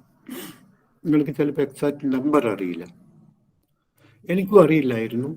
ഞാൻ പക്ഷെ അത് മനസ്സിലാക്കിയത് ഒരു 3-4 ദിവസം മുമ്പ് മുഖ്യമന്ത്രിയുടെ ഒരു ഫേസ്ബുക്ക് പോസ്റ്റ് എന്നാണ്. ഇങ്ങനെ കാര്യങ്ങൾ മനസ്സിലാക്കുന്നത് എനിക്കറിയില്ലായിരുന്നു ഈ അടുത്ത കാലം വരെ എത്ര ഉണ്ടായിരുന്നു എന്ന്. പക്ഷെ മുഖ്യമന്ത്രിയുടെ ഒരു ഫേസ്ബുക്ക് പോസ്റ്റ് ഉണ്ട് കഴിഞ്ഞ 4-5 ദിവസം മുമ്പ് ഉണ്ടായത്. അതായത് മിഡ് ഡേ മീൽ സ്കീം പ്രകാരം സ്കൂൾ ഉച്ചഭക്ഷണ പദ്ധതി ഇല്ലേ? അറിയാലോ, ഉണ്ട്. അതായത് സ്കൂൾ ഉച്ചഭക്ഷണ പദ്ധതി എന്ന് പറയുമ്പോൾ നിങ്ങൾ മനസ്സിലാക്കുക, ഇപ്പൊ നിങ്ങളെ നോട്ട്ബുക്കിൽ പൊതുവിദ്യാഭ്യാസമായിരിക്കണം പേജ്, അവിടെ എഴുതണം സ്കൂൾ ഉച്ചഭക്ഷണ പദ്ധതി. അത് നഴ്സറി ക്ലാസ് മുതൽ 8ാം ക്ലാസ് വരെയാണ് കേരളത്തിലല്ല ഇന്ത്യയിലുടനീളം കൊടുക്കുന്നത്. കേരളത്തിൽ ഇതിന് മുമ്പേയും കൊടുത്തു വന്നിരുന്നു. കാരണം കേരളം എല്ലാ കാര്യത്തിലും കുറച്ച് മുൻപന്തിയിലായിരുന്നല്ലോ ഈ മേഖലയിൽ. പക്ഷെ മനസ്സിലാക്കേണ്ടത് mid day school meal programme, school ഉച്ചഭക്ഷണ പദ്ധതി എന്ന് പറയുന്നത് ഒരു കേന്ദ്രാവിഷ്കൃത പദ്ധതിയാണ്, കേന്ദ്ര ഗവൺമെന്റിന്റെ പദ്ധതിയാണ്. പക്ഷേ വിദ്യാഭ്യാസം നമുക്കറിയാം കൺകറന്റ് ലിസ്റ്റിലാണ്. അതുകൊണ്ട് വിദ്യാഭ്യാസ പദ്ധതികളൊക്കെ നടപ്പിലാക്കുന്നത് സംസ്ഥാനങ്ങളാണ്. അറിയാലോ. പക്ഷെ പദ്ധതി വിദ്യാഭ്യാസം എന്ന് പറയുന്ന വിഷയം വളരെ വലിയ വിഷയമാണ്. അത് കേവലം ഒരു സംസ്ഥാന ഗവൺമെന്റ് വിചാരിച്ചാൽ ആ വെല്ലുവിളി ഏറ്റെടുക്കാൻ പറ്റില്ല. അതിന് കേന്ദ്ര ഗവൺമെന്റ് ഇങ്ങനെ വിചാരിക്കണം. അതുകൊണ്ടാണ് ഇതിനെ കൺകറന്റ് ലിസ്റ്റിൽ പെടുത്തിയത്. ആരോഗ്യം പോലെ എല്ലാവർക്കും ആരോഗ്യം കൊടുക്കണമെങ്കിൽ ഏതെങ്കിലും സ്റ്റേറ്റ് ഗവൺമെന്റ് വിചാരിച്ചാൽ പോരാ, സെൻട്രൽ ഗവൺമെൻറ് കൂടെ വെക്കണം. അതുകൊണ്ടാണ് വാക്സിൻ കൊടുക്കേണ്ടത് സെൻട്രൽ ഗവൺമെൻറ് ഉത്തരവാദിത്തമായിട്ട് മാറുന്നത്. Because it is a concurrent list ആരോഗ്യം. ഇങ്ങനെയൊക്കെയാണ് നിങ്ങൾ ഈ സോഷ്യൽ ലേണിംഗ് പഠിക്കേണ്ടത്. ഓക്കെ. അപ്പം mid day school meal programme എന്ന് പറയുന്നത് കേന്ദ്രാവിഷ്കൃത പദ്ധതിയാണ്. അത് പക്ഷെ നൽകി വരുന്ന സംസ്ഥാന ഗവൺമെൻറ്റാണ്. അപ്പം ഞാൻ ചീഫ് മിനിസ്റ്ററുടെ ഒരു പോസ്റ്റ് 3 ദിവസം മുമ്പ് വായിച്ചു. അതായത് സ്കൂൾ ഉച്ചഭക്ഷണ പദ്ധതി പ്രകാരം കുട്ടികൾക്ക് ഇപ്പോൾ സ്കൂളില്ലാത്തതുകൊണ്ട് ഭക്ഷ്യഭദ്രത അലവൻസ് എന്നുള്ള നിലക്ക് നൽകി വരുന്നുണ്ട്. പിന്നെ ഹയർ ക്ലാസ്സിലെ കുട്ടികൾക്ക് ഭക്ഷ്യധാന്യങ്ങൾ അടങ്ങിയ കിറ്റ് നൽകുന്നുണ്ട്. അത് രക്ഷിതാക്കൾ സ്കൂളിൽ വന്ന് സ്വീകരിക്കണം എന്ന് പറഞ്ഞിട്ട് ഓരോ കിറ്റിലും ഇത്രയാണ്. അത് പിന്നെ മുഖ്യമന്ത്രിയുടെ സ്വഭാവം നോക്കാം. 200 പയറ്, 202 ഗ്രാം കടല, 350 ഗ്രാം പരിപ്പ്, ഇങ്ങനെ വിശദമായി എഴുതി പോകുന്നുണ്ട്. ഒന്നും എഴുതേണ്ട കാര്യമില്ല. നൽകി വരുന്നു ഭക്ഷ്യഭദ്രതാ കിറ്റ്, രക്ഷിതാക്കൾക്ക് കൈപ്പറ്റണം എന്ന് എഴുതിയാൽ മതി. പിന്നെ മുഖ്യമന്ത്രിയുടെ ഒരു ഫോട്ടോ, പിന്നെ ആ കിറ്റിന്റെ ഒരു ഫോട്ടോ, പിന്നെ ഒരു പൂക്കളം, ഇതൊക്കെ ഇട്ടിട്ട് ഒരു പോസ്റ്റ് ഉണ്ട്. ആ പോസ്റ്റ് ഞാൻ കൗതുകത്തോടു കൂടി വായിച്ചപ്പോഴാണ് എനിക്ക് കേരളത്തിൽ 43 സ്പെഷ്യൽ സ്കൂളുകൾ ഉണ്ടെന്ന് ബോധ്യപ്പെട്ടത്. നിങ്ങൾ ഈ ക്ലാസ് കഴിഞ്ഞതിന് ശേഷം പിണറായി വിജയൻ എന്ന് പറഞ്ഞിട്ട് ഫേസ്ബുക്കിൽ പോസ്റ്റ് നോക്കുക. എന്നിട്ട് 3 ദിവസം മുമ്പുള്ള ഒരു പോസ്റ്റ് ഉണ്ട്, അതെടുത്ത് വായിക്കുക. അതായത് ഈ അറിവ് എന്ന് പറയുന്നത് എപ്പോഴും കിട്ടുന്നത് പല പല സോഴ്സിൽ നിന്നാണ്. പുസ്തകം വായിച്ചിട്ട് മാത്രം കിട്ടുന്നതല്ല. ഞാൻ കുറച്ചും കൂടെ കാര്യങ്ങൾ പറയാൻ നിങ്ങളോട്. അതുകൊണ്ടാണ് അറിവ് ഒരു സോഷ്യലായിട്ടുള്ള ഒരു ലേണിങ്ങിൽ കൂടി കിട്ടുന്നതാണ്. ആൽബർട്ട് ബന്ധുരെ, അപ്പൊ മനഃശാസ്ത്രത്തിന്റെ പേജ് എടുക്കുക. ഞാനിപ്പോ പറഞ്ഞു ആൽബർട്ട് ബന്ധുരെ സ്പീഡായിട്ട്. ആൽബർട്ട് ബന്ധുരയുടെ സോഷ്യൽ ലേണിങ്ങിനെ കുറിച്ച് കേട്ടിട്ടുണ്ടാവുമല്ലോ. കേട്ടിട്ടുണ്ട് സർ. ബന്ധുര പറയുന്നത് സാമൂഹ്യ സമൂഹത്തിൽ നിന്നാണ് പഠിക്കുന്നത്. സമൂഹവുമായുള്ള ഇടപെടലുകളിൽ കൂടിയാണ് ഒരു ബിഹേവിയർ രൂപപ്പെട്ടു വരുന്നത്, ഒരു പഠന പ്രവർത്തനം രൂപപ്പെട്ടു വരുന്നത്. അങ്ങനെയാണ് അറിവ് നിർമ്മിക്കപ്പെടുന്നത്. ബന്ധുര ഒരു കൺസ്ട്രക്റ്റിവിസ്റ്റ് ആണ് കേട്ടോ, ബിഹേവിയറിസ്റ്റ് അല്ല. ഒരു സോഷ്യൽ കൺസ്ട്രക്റ്റിവിസം ആണ്. അത് നിങ്ങൾക്കറിയാം, സോഷ്യൽ കൺസ്ട്രക്റ്റിവിസം ബന്ധുരയുടെ പ്രിൻസിപ്പിളാണ്. അപ്പൊ അറിവ് നിർമ്മിക്കപ്പെടുന്നത് സാമൂഹ്യമായിട്ടുള്ള ഇടപെടലുകളിൽ കൂടിയാണ്. സമൂഹത്തിലെ വിജയിച്ചവരുടെ മാതൃകകൾ പിന്തുടർന്നുകൊണ്ടാണ് മറ്റുള്ളവർ എന്ത് ചെയ്യുന്നത്, പഠനം നിർമ്മിച്ചെടുക്കുന്നത്. ഒരു ഉദാഹരണം പറയാം. നിങ്ങൾ LP UP ഇന്റർവ്യൂവിന് ഹാജരാകുന്നതിന് മുമ്പ് കഴിഞ്ഞ LP UPയിൽ നിങ്ങളുടെ ജില്ലയിൽ ഫസ്റ്റ് റാങ്ക് നേടിയ ഒരാളുണ്ടാവുമല്ലോ. അയാളൊന്ന് ഫോൺ ചെയ്യുക. നിങ്ങളുടെ കഴിഞ്ഞ പ്രാവശ്യം എന്തൊക്കെയാണ് ചോദിച്ചത്, എങ്ങനെയായിരുന്നു ഇന്റർവ്യൂ, നിങ്ങൾക്കൊന്ന് എന്നെ എന്തെങ്കിലും തരത്തിൽ സഹായിക്കാൻ പറ്റുമോ, ഉപദേശം നൽകാൻ പറ്റുമോ, നിങ്ങൾ ഏത് രീതിയിലാണ് പഠിച്ചത്. അപ്പൊ അദ്ദേഹം പഠിച്ചതിന് ഒരു മാതൃക ഉണ്ടാവും. ആ മാതൃക നിങ്ങൾ അദ്ദേഹത്തോട് അന്വേഷിച്ചറിഞ്ഞ് അദ്ദേഹം പാലിച്ച മാതൃക പിന്തുടരുക. അതായത് എപ്പോഴും സമൂഹത്തിൽ അത് അദ്ദേഹം പാലിച്ച മാതൃക എന്നല്ല ഞാൻ പറയുന്നത്. ഒരു സക്സസ്ഫുൾ ആയിട്ട് ഒരാൾ ഒരു വ്യവസായം നടത്തി വിജയിച്ചു, അപ്പൊ മറ്റുള്ളവരെ അതിനെ അനുകരിക്കും. ഇതൊരു സോഷ്യൽ ലേണിംഗ് ആണ്. ഇങ്ങനെ ആഴത്തിൽ എന്താണ് ഇഴമുറിഞ്ഞ് നിങ്ങൾ ആലോചിക്കുകയും ചിന്തിക്കുകയും വേണം. അപ്പോഴേ നിങ്ങൾക്ക് വിജയിക്കാൻ പറ്റും. അപ്പൊ എന്താണ് സോഷ്യൽ ലേണിംഗ്? പുസ്തകത്തിൽ നിന്ന് കിട്ടുന്നത് മാത്രമല്ല, മറിച്ച് നമ്മൾ സമൂഹവുമായിട്ട് ഇടപഴകുമ്പോൾ നമുക്ക് കിട്ടുന്ന ഒരു അറിവ് കൂടിയുണ്ട്. അങ്ങനെയാണ് ജ്ഞാനം നിർമ്മിക്കപ്പെടുന്നത്, സോഷ്യൽ ലേണിംഗ് എന്ന് പറയുന്നത്. ഇത് ഞാൻ പറഞ്ഞത് കേരളത്തിൽ എത്ര സ്പെഷ്യൽ സ്കൂളുകൾ ഉണ്ട് എന്നുള്ള കാര്യം എനിക്ക് ഒരാഴ്ച മുമ്പ് വരെ അറിയില്ലായിരുന്നു. സ്പെഷ്യൽ സ്കൂളുകളെ കുറിച്ച് ഒക്കെ എനിക്കറിയാം, പക്ഷെ എനിക്ക് കിട്ടിയത് ഈ പോസ്റ്റ് എന്നാണ്. ആ പോസ്റ്റ് ഞാൻ മനഃപൂർവ്വം കയറി വായിച്ചതല്ല. ഞാൻ പല പോസ്റ്റുകളും നോക്കുമ്പോൾ എൻ്റെ സ്ക്രീനിൽ വന്ന പോസ്റ്റാണത്. അപ്പോൾ ഈ school mid day meal scheme pre primary മുതൽ 8ാം ക്ലാസ് വരെയുള്ള കുട്ടികൾക്ക് നൽകുന്നതായിരിക്കും. ഒപ്പം കേരളത്തിലെ പൊതുമേഖലയിലെ 43 സ്പെഷ്യൽ സ്കൂളുകളിലും ഈ കിറ്റ് വിതരണം ചെയ്യുന്നതായിരിക്കും എന്ന് അദ്ദേഹം പറഞ്ഞത്. അങ്ങനെയാണ് 43 സ്കൂളുകൾ ഉണ്ടെന്ന് ഞാൻ മനസ്സിലാക്കിയത്. അതാണ് ഞാൻ നിങ്ങളോട് പറഞ്ഞു വന്നത്. അതൊരു പക്ഷേ ഇന്റർവ്യൂവിന് ചോദിക്കാം. ഇത്രയേ ഉള്ളൂ. ഓക്കെ. അപ്പൊ നിങ്ങൾ ഇങ്ങനെ പഠിക്കണം പലതും. പല സോഴ്സിൽ നിന്നും ഉണ്ടാവും പഠിക്കാൻ. നിങ്ങളിപ്പോൾ റെയിൽവേ സ്റ്റേഷനിൽ ട്രെയിൻ കയറാൻ നിൽക്കുന്നു, അല്ലെങ്കിൽ ബസ് സ്റ്റാൻഡിൽ, ചെമ്പാനൂർ ബസ് സ്റ്റാൻഡിൽ നിങ്ങളിങ്ങനെ നിൽക്കുകയാണ്, ട്രിവാൻഡ്രം റെയിൽവേ സ്റ്റേഷനിൽ നിൽക്കുകയാണ്. അപ്പോൾ അവിടെ ചിലപ്പോൾ ഒരു ബോർഡ്, ഞാൻ പല പ്രാവശ്യം കണ്ടിട്ടുണ്ട്, ബോർഡുണ്ട്, എന്ത്, ബഹുമാനപ്പെട്ട കേരള ഹൈക്കോടതിയുടെ ഇത്രാം തീയതിയിലെ ഉത്തരവ് പ്രകാരം ഭരണഘടനയുടെ ആർട്ടിക്കിൾ 21A അനുസരിച്ച് ഈ സ്ഥലത്ത് പുകവലി നിരോധിച്ചിരിക്കുന്നു. ഈ ഒരു ബോർഡ് നിങ്ങൾ കണ്ടല്ലേ? കണ്ടോ ഇല്ലയോ? ഹലോ, പറയാ. കണ്ടിട്ടുണ്ട് സർ, കണ്ടിട്ടുണ്ട്. എത്ര പ്രാവശ്യം കണ്ടിട്ടുണ്ട് അത് പറയും രഞ്ജനി? ഒരു 10-20-50 പ്രാവശ്യങ്ങളും കണ്ടിട്ടില്ല പല സ്ഥലങ്ങളിലായിട്ട് നിങ്ങൾ പോകുമ്പോൾ? പല പ്രാവശ്യം കണ്ടിട്ടുണ്ട്. എത്ര പ്രാവശ്യം? അപ്പൊ അതിൽ എന്തെങ്കിലും മനസ്സിലാക്കിയോ? പക്ഷെ പല പ്രാവശ്യം കണ്ടിട്ട് പുകവലി നിരോധിച്ചിരിക്കുന്നു എന്നുള്ളത് മനസ്സിലാക്കി. ഹൈക്കോടതിയാണ് ഉത്തരവ് പാസ്സാക്കിയതെന്ന് മനസ്സിലാക്കി. നിയമം നിർമ്മിക്കേണ്ടത് നിയമസഭയുടെ ജോലിയാണ്. പക്ഷെ നിയമസഭയല്ല ആ നിയമം നിർമ്മിച്ചത്, കോടതിയാണ്. അപ്പൊ കോടതിക്ക് നിയമം നിർമ്മിക്കാനുള്ള അവകാശം കൂടിയുണ്ട്, നിയമം വ്യാഖ്യാനിക്കാനുള്ള അവകാശം മാത്രമല്ല. പിന്നെയോ അത് ഉൾക്കൊള്ളിച്ചത് ഭരണഘടനയുടെ ആർട്ടിക്കിൾ 21-ലാണ്. 21 കഴിഞ്ഞാൽ 22-ആണ് ആർട്ടിക്കിള്. പക്ഷെ 21-ൽ വേറെ കാര്യം പറയുന്നുണ്ട്. അതുകൊണ്ട് പുകവലി നിരോധിച്ച കാര്യം 21A-യിലാണ് നിർത്തിയത്. പ്രത്യേക ഒരു ക്ലോസ് ഇട്ടിട്ട് 21A. കാരണം 21-ലും 22-ന്റെ അടിയിൽ വേറെ സ്ഥലമില്ല. 21 എന്ന് പറയുന്നത് ജീവിക്കാനുള്ള അവകാശമാണ്. അപ്പം മറ്റൊരാൾ നിങ്ങളെ ശല്യപ്പെടുത്തും വിധം പുകവലിക്കുന്നത് നിങ്ങളുടെ ജീവിക്കാനുള്ള അവകാശത്തിന്റെ ലംഘനമാണെന്നാണ് കോടതി പറഞ്ഞത്. അപ്പൊ ആർട്ടിക്കിൾ 21A മനസ്സിലായി നിങ്ങൾക്ക്? 21 മനസ്സിലായി? ഇത് നിങ്ങൾക്ക് മനസ്സിലാവുമായിരുന്നു കുറെ കൂടുതലായിട്ട് ഞാനിപ്പോൾ പറയുന്നതിന് മുമ്പ്. കാരണം നിങ്ങൾ അത് ബന്ധുര പറഞ്ഞ പോലുള്ള ഒരു സോഷ്യൽ ലേണിങ്ങിന് ശ്രമിച്ചിരുന്നുവെങ്കിൽ ശരിയല്ലേ? ശരിയാണ്. ബന്ധുരെ നമ്മൾ ശ്രദ്ധ പഠിച്ചുകൊണ്ടിരുന്ന കാര്യം, ബന്ധുരെ പറയുന്ന കാര്യം കൂടെ ശ്രദ്ധിക്കണ്ടേ? അപ്പൊ 43 സ്പെഷ്യൽ സ്കൂളുകളുണ്ട് നമ്മൾ പറഞ്ഞു. ഇനി വേണമെങ്കിൽ നിങ്ങൾക്ക് സ്പെഷ്യൽ സ്കൂളുകളെ കുറിച്ചുള്ള ചോദ്യങ്ങൾ വരാം.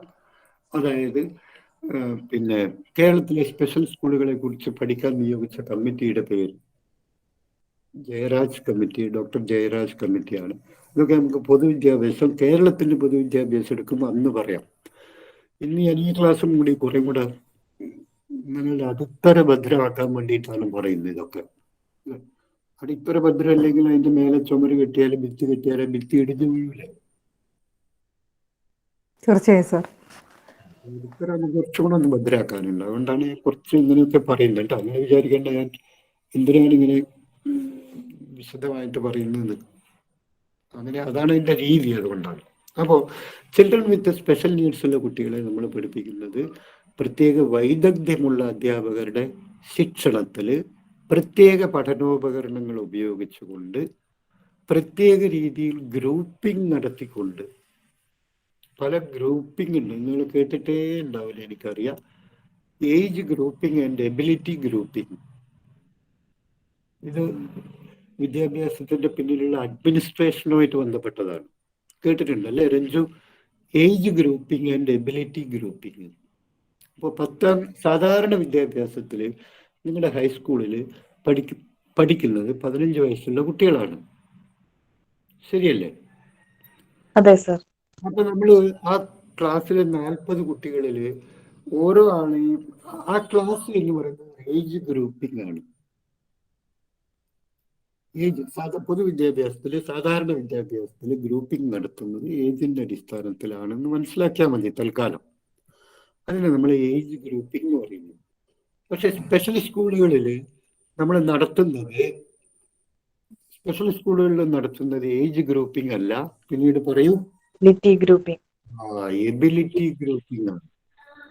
എബിലിറ്റി ഗ്രൂപ്പിംഗ് എന്ന് വെച്ചാൽ അർത്ഥം ഇത്രയേ ഉള്ളൂ. ഇപ്പോൾ ഓട്ടിസം ബാധിച്ച 10 വയസ്സുകാരനുണ്ട്, അതേ തീവ്രതയിൽ ഓട്ടിസം ബാധിച്ച 20 വയസ്സുകാരനുണ്ട്.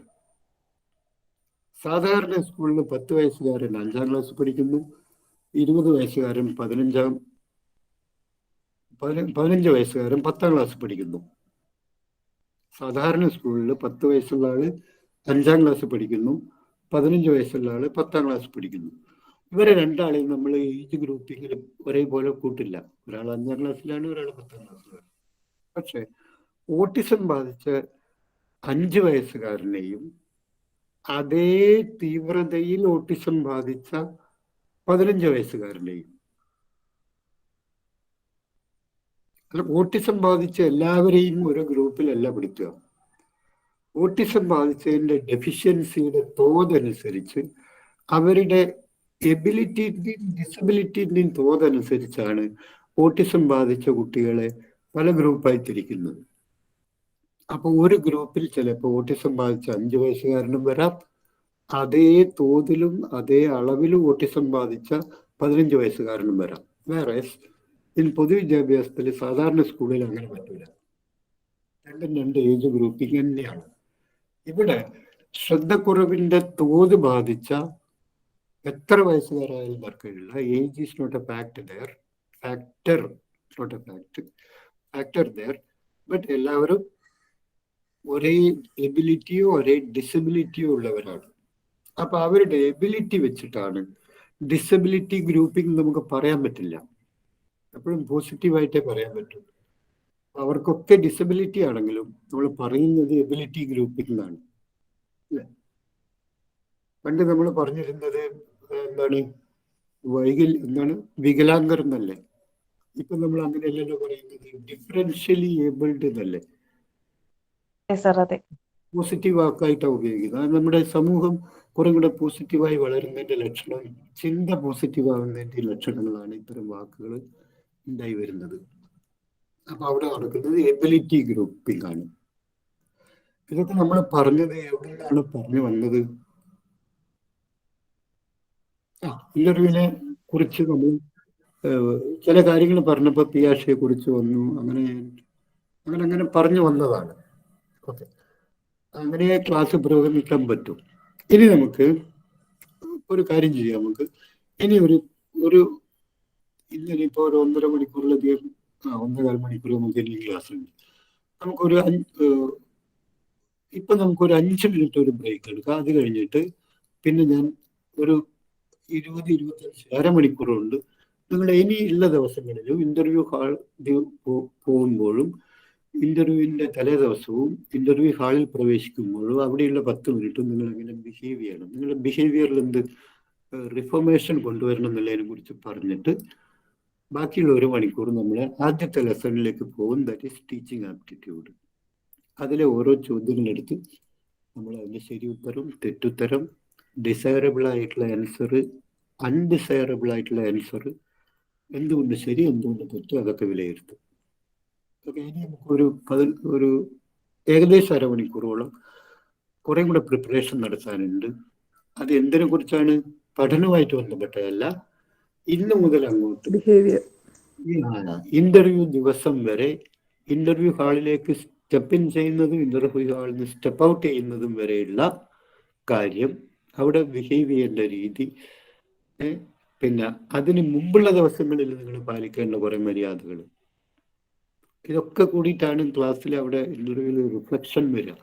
ഒരു 20-25 മിനിറ്റ് അതിനെ കുറിച്ച് പറയാം. അത് കഴിഞ്ഞ് ബാക്കിയുള്ള 1 മണിക്കൂർ നമുക്ക് ടീച്ചിങ് ആപ്റ്റിറ്റ്യൂഡിനെ കുറിച്ചും പറയാം. ഇപ്പോൾ ഒരു 5 മിനിറ്റ് നമ്മൾ തൽക്കാലം ബ്രേക്ക് ചെയ്യുന്നു. എന്നിട്ട് ഒന്നുകിൽ ചായയോ നിങ്ങൾ വെള്ളം കുടിക്കുക, കുട്ടികളുണ്ടെങ്കിൽ അവരെയൊക്കെ ഒന്ന് സമാധാനിപ്പിക്കുക, വീട്ടിലെ ചെറിയ കാര്യങ്ങളൊക്കെ നോക്കുക. 2-3 ഒരു 5-6 മിനിറ്റ് കൊണ്ട്. Okay okay sir.